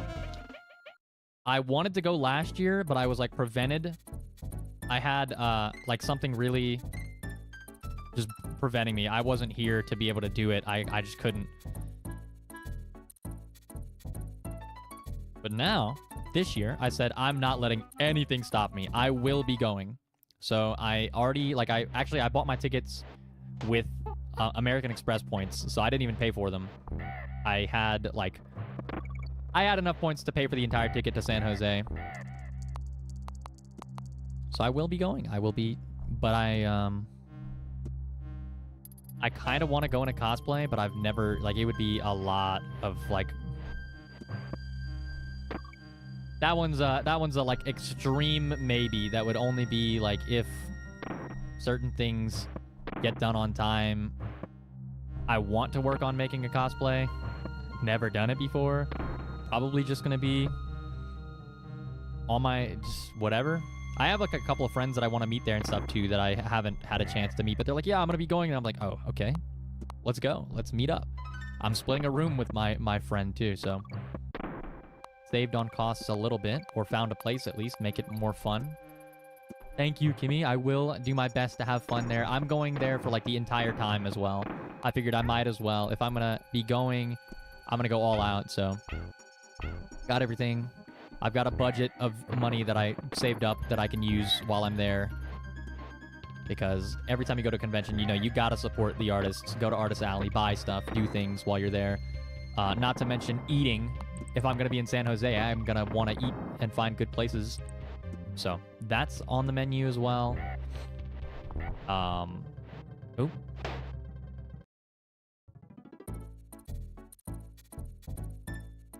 I will be probably wheeling around or something. Like, it would be simple. I kind of wanted to go as me, to be honest. Like, my design is not super complex. But it would have to be completely custom. So, I don't think 1 month is enough for me to learn how to use a sewing machine, make all of the patterns, and put it together myself. But if it was, I would do that.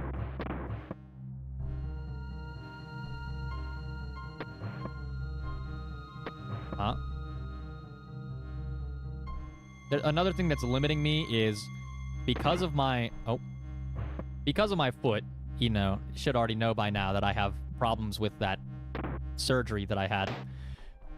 I might be rolling around in a chair the entire time. I'd have to get one, but I'm not capable of, like, walking around on my own for, like, extended periods of time without help. Like, it ends up being pretty painful after, like, an extended period of time, so...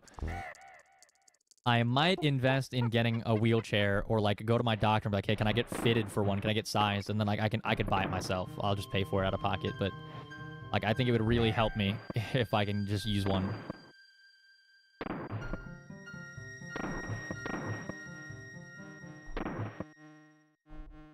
I don't want to be, like, disingenuous or something. Be like, oh, you can't... Because I can still walk.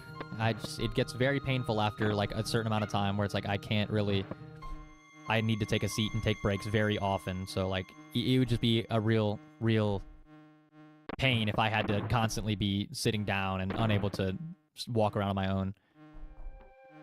So solution, bring wheelchair. I think we're already too far to get the secret barrel.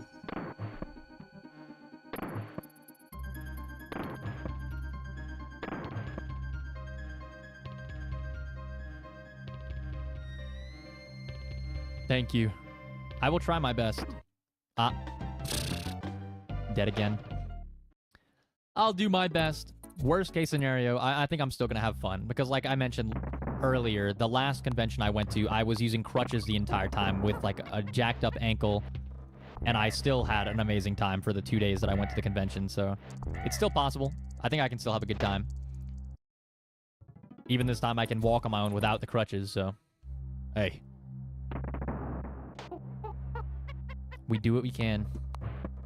Obviously, that was for a different injury, though. That wasn't for my ankle that had surgery on it. It was my other ankle that I sprained last year, which is crazy, by the way. Double ankle injury. Now I got both my... both my stuff is fucked up.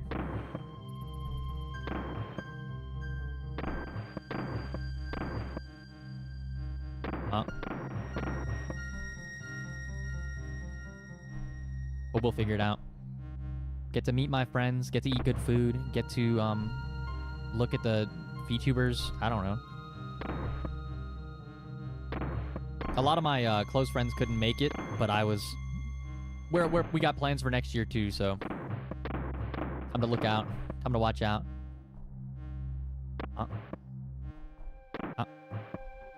Oopsies. Wait. Hello? Oh. Oh.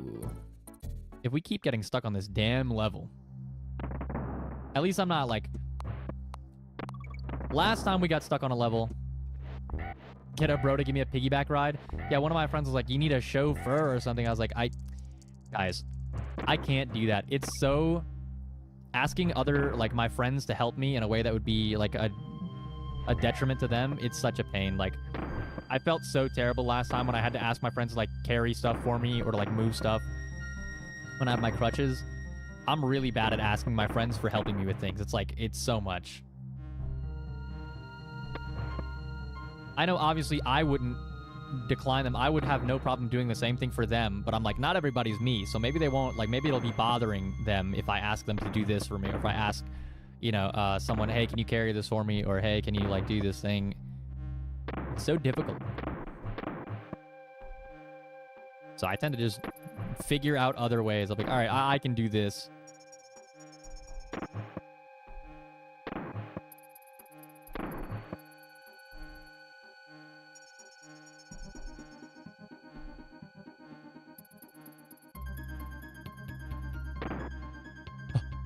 Wait.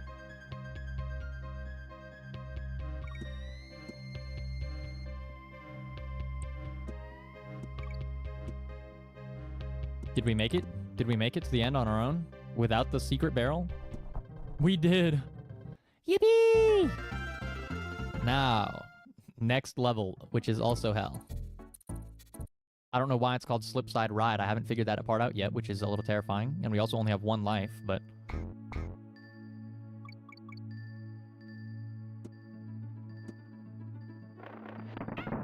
Oopsies. Now I don't get Diddy Kong.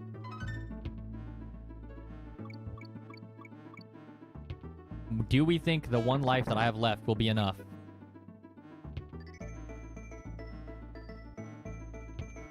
Oh. Lock in. Lock in. One life. Lock in. I got stuck on the wire again. The rope. It did the same thing earlier where it didn't actually register my jump off the cable.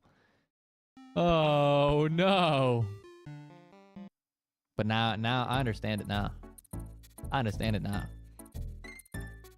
Surely we can make it to the next save point by the end of the stream. Surely we can do that. When I mentioned it before, but when I first started this game, I thought it was going to be like a quick little 4-hour process. But now we're in the 3rd stream and we're a 5th of the way through the game, and we haven't made any progress this stream at all.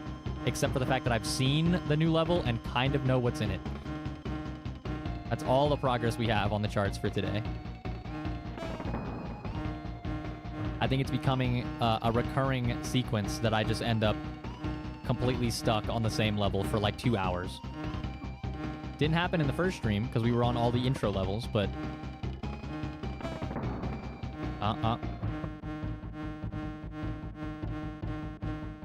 Hold on, I can't lose to this guy. What? He returned underneath me. Unlucky. I guess I could have timed it to jump over him, but... Whatever. Whatever. We got this, we got this, we got this. I think this might be actually easier as Donkey Kong, though, because of the fact... Like, Diddy Kong's faster, but Donkey Kong can actually throw the barrel... Never mind, it doesn't matter. It doesn't matter. And that's also a terrible place to die at, because he was in his rushing phase. Oh. How did we regress in skill? We got worse.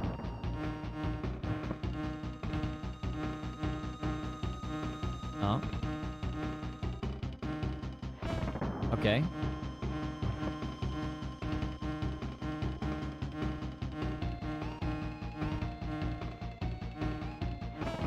Okay. We're so good. It's crazy because I don't ever lose to this guy. It's not like... This is just randomly a bad sequence. I usually destroy this guy in one go. Okay, nice, nice, nice. Easy, easy, easy. Backwards toss, even. Let me drink my water.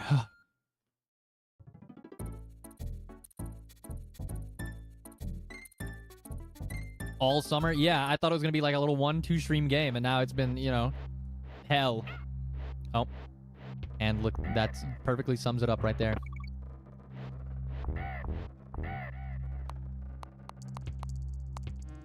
Like, I figured with, like, Master Quest, it would take a while, right?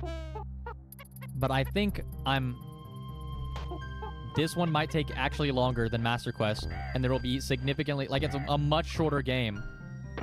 Ocarina of Time Master Quest is, like, pretty long. And if we finish that game first, I will be astonished.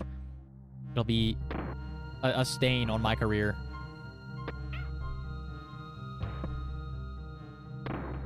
There we go. Oh. I might get tired of looking at this damn gorilla's face. It's gonna be horrifying. Oh, I'm so not locked in at all. I just, like... I've never hit that bird in my life, and I just did it twice in a row. Uh-oh. This is not looking good for us. Uh-oh.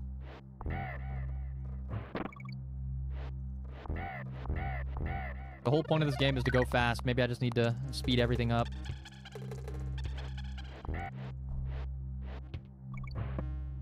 Give me that banana. Wait.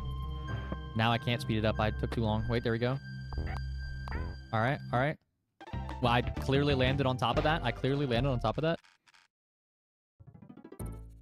Is the balloon still available for me to hit in the air? Because if it is, then I will do that.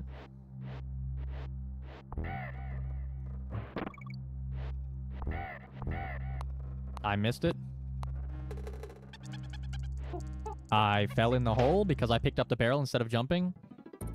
I tried to roll and then jump, and I picked up the barrel instead because it's the same button as the... Wait, but I did hit the barrel because Diddy Kong came back.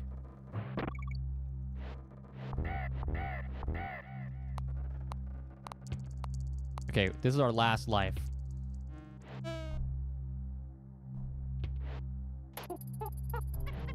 Come on out, Diddy Kong.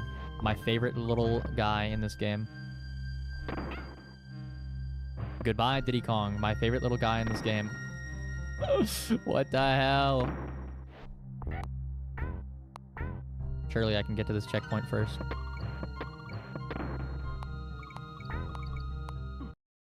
Never mind. Never mind. Never mind. I should not have even tried it.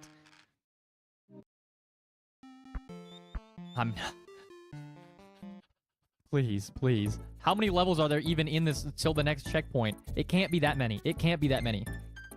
But I've only played 3 levels in this entire stream. It's been the boss battle, The one with all the damn barrels, and then the one in the mines. Or like with the crystals or whatever. How are we significantly making less progress? Is this what happens after I leave for a couple weeks and come back to play the game? I just don't know what's going on in front of my like face instead. No more skill level. I just dropped off a cliff. Man. I hope we don't face the same problems on Saturday. But usually what ends up getting me stuck in Ocarina of Time is I don't know what to do next. Like, I'll just be lost. Here, I know exactly what I'm supposed to do, and I still get beat. Boom. Okay, first try on that guy. Easy as per usual. I already learned that one.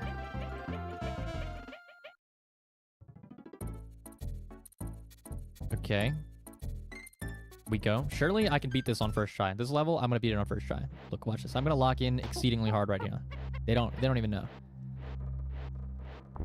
They know me for my lock-ins. They know me for my lock-ins. I'll even get the... Oh. There weren't any skills at the start? Yeah, and then I gained some. That was the point. I got better. When I first played Donkey Kong, I was terrible. And then I locked in so hard that they'd never seen it before. Wait.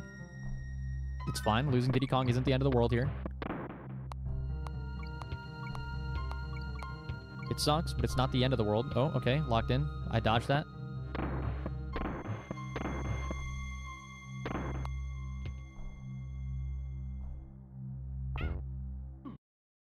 Okay.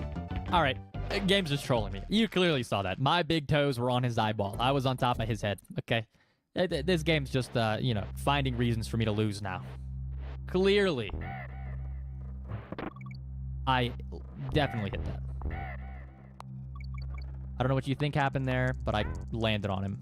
And I'm going to accept the fact that the game is just wrong here. Diddy Kong, welcome back. Swap out.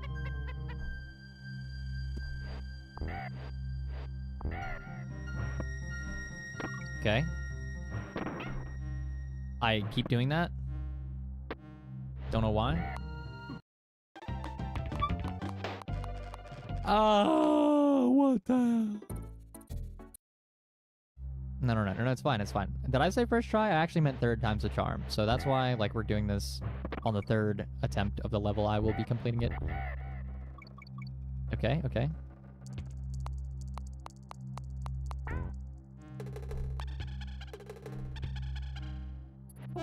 Okay, easy.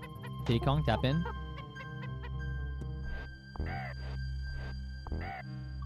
Okay, easy, easy. And we can't shoot on this one because I'm, you know... But there we go. We kept Diddy Kong through there. Easy.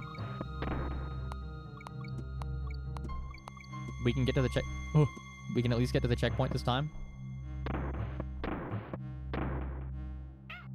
That's crazy because I definitely hit it while it was to the right. I definitely hit it while it was to the right.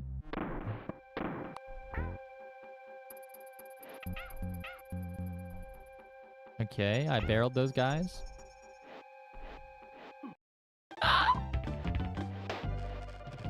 God damn it. God damn it. God damn it. It's okay. How did I even...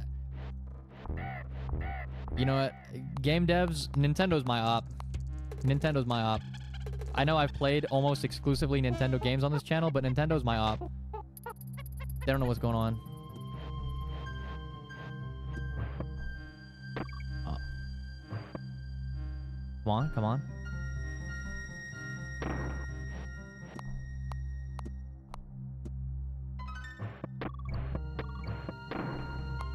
I'm locked in. Fear is the mind killer. Lock in. What the fuck?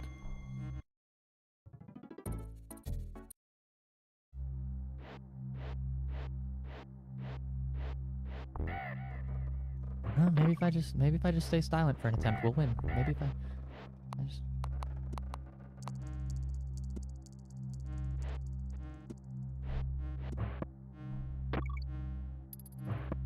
Maybe, yeah. If I just quietly make my way through the level.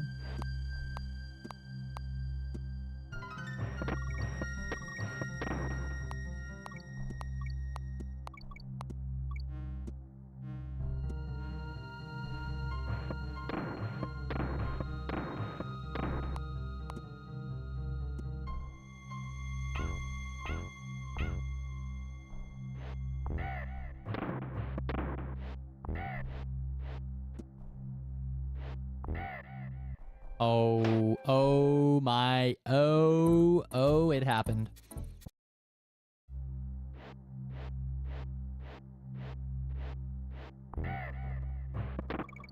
Some of these segments, I do them so quickly and easily normally that I forgot what they look like. So every once in a while, they'll just jump scare me when I get back to them because I don't actually remember what they are like because they're so easy.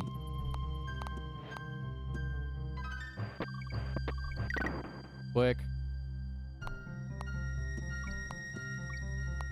I got a life back from getting so many bananas.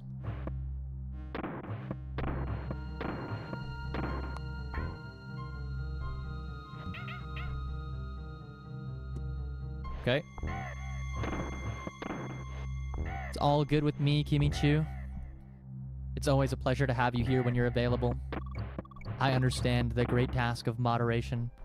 Not that I'm a stream mod for any channels.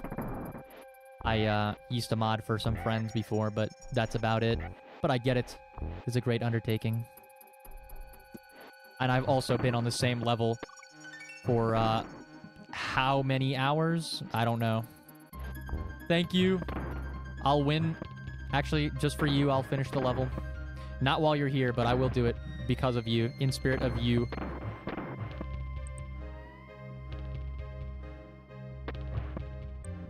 Huh?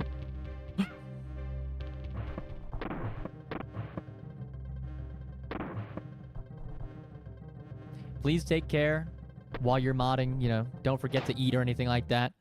Don't forget to drink water. Don't forget to relax when you can. Hope you have a good rest of your night as well.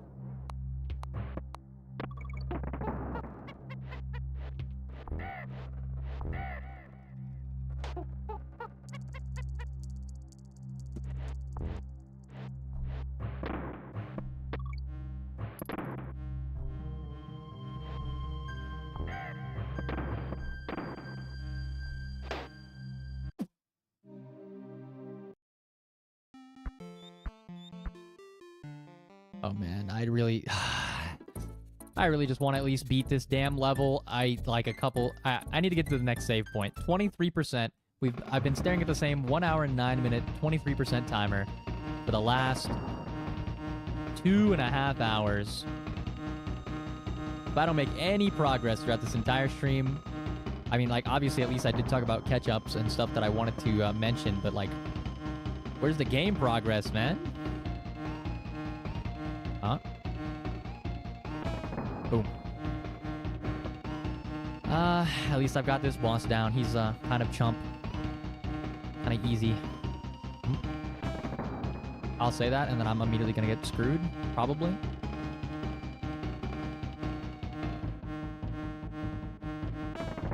Okay, nah, never mind. I got it. I beat his ass. Nice, nice, nice, nice, nice. At least I'm not that bad yet. That I've gone to failing on the B guy.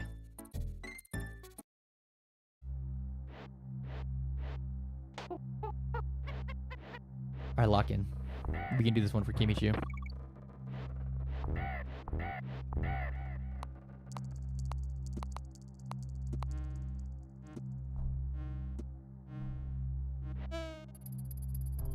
Okay.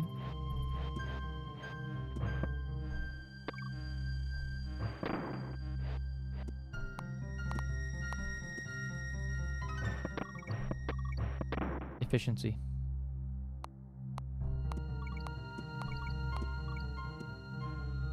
Dodged. Okay, cool. Good work.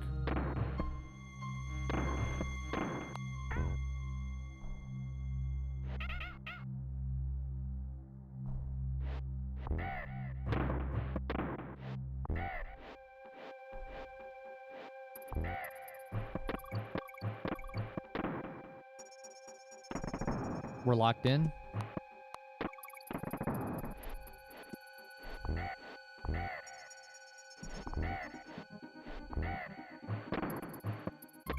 Light work.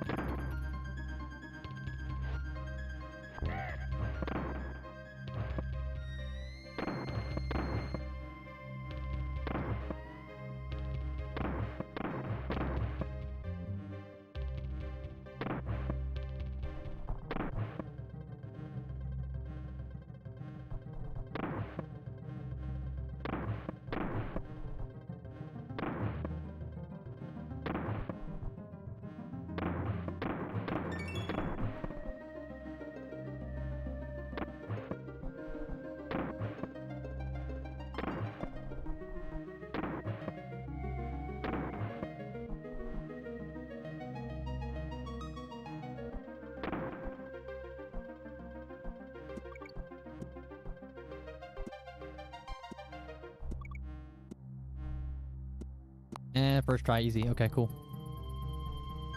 End of the level. Oh, I just had to lock in for a second there. Silence my mouth, my lips, recover at least 2% of my brain power for the level. Now, next.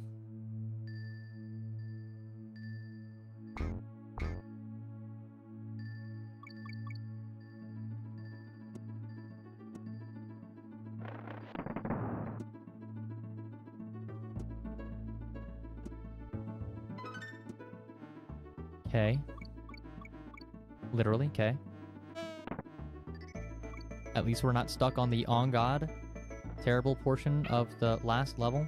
Or the spinny hamster wheel looking things. Okay, and we made it here. I think there's a Diddy Kong barrel on the other side that I want to get to.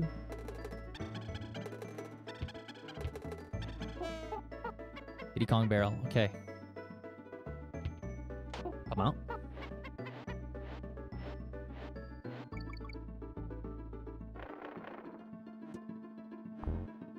What? He came back to spite me, man. What an asshole. It's fine. It's fine. Completely fine. Okay, speed. There's no even point to grabbing that barrel to kill the guys, I think. Ouch. Pain.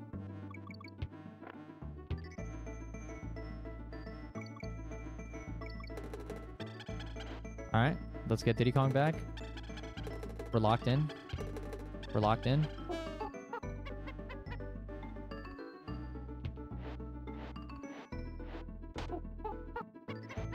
Hey, whipping out Diddy Kong. Now we dodge and we kill this thing. Okay, nice, nice, nice, nice, nice.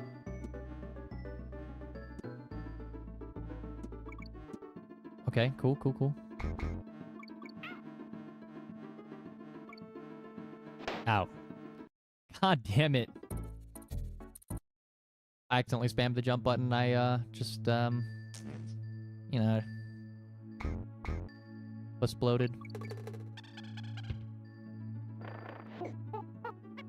Cool, welcome back, Diddy Kong. I don't really care about those bananas right now. I don't really care about killing that guy. Speed. Efficiency. Winning. Okay, we got another life.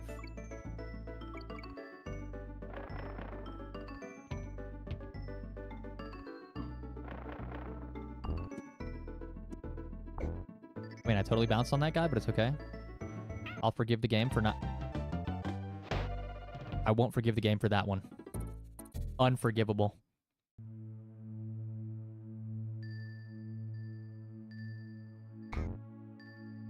Okay, that was scary. That was dangerous. I kind of botched that one a little. I also botched that a little bit. It's okay. It's okay. It's okay. Lock in. Lock in. Lock in. Lock in. We can totally do this, guys. I know I have not beaten this level in the entire, how many hours are we at? 2.5 hours? I haven't beaten this level once. I haven't even gotten to the checkpoint once, but it's okay. We can totally Oh, it didn't register my jump again because I was turning at the same time as I did it.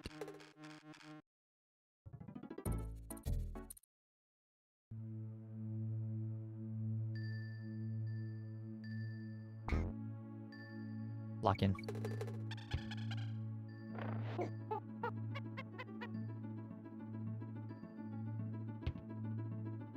Stupid, fat, disgusting Donkey Kong. We can make work. We can make do with you. Come on now. Alright, dodge that stupid armadillo rolling guy. Bastard. Okay, I don't really care about the thingy. I'm gonna tap out Diddy Kong and maybe get this extra banana for the lives. Okay.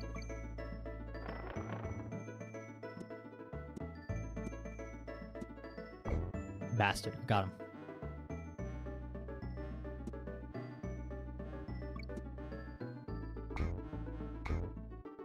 Cool.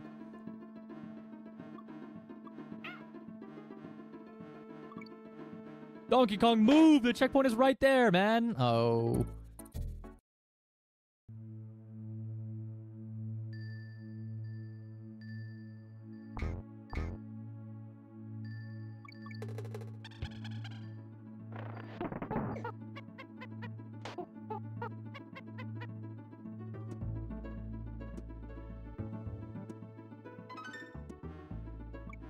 Okay.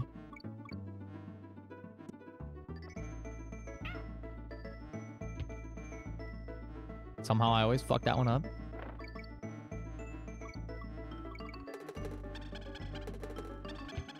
Okay, we got Diddy Kong back.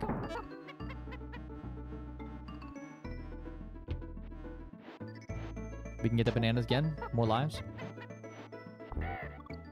I fucked up. We can't get those bananas. It's okay.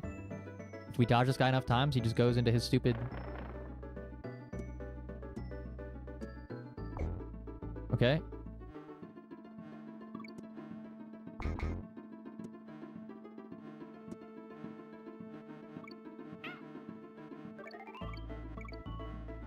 Oh, oh, oh, oh, oh, oh, oh, oh. 'Cause I'm sleeping without you. That's what I'm feeling right now. Come on.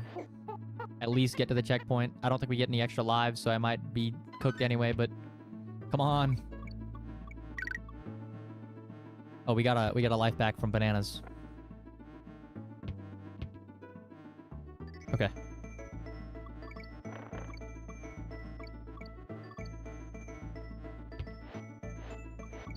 All right, come on, Diddy Kong. We can do this. Got the bananas back.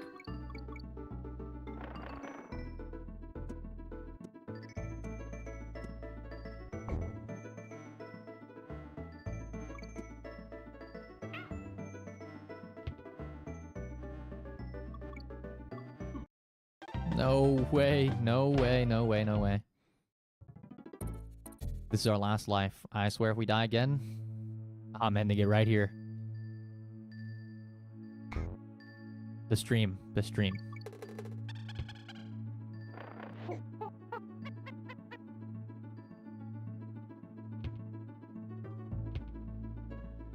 Oh.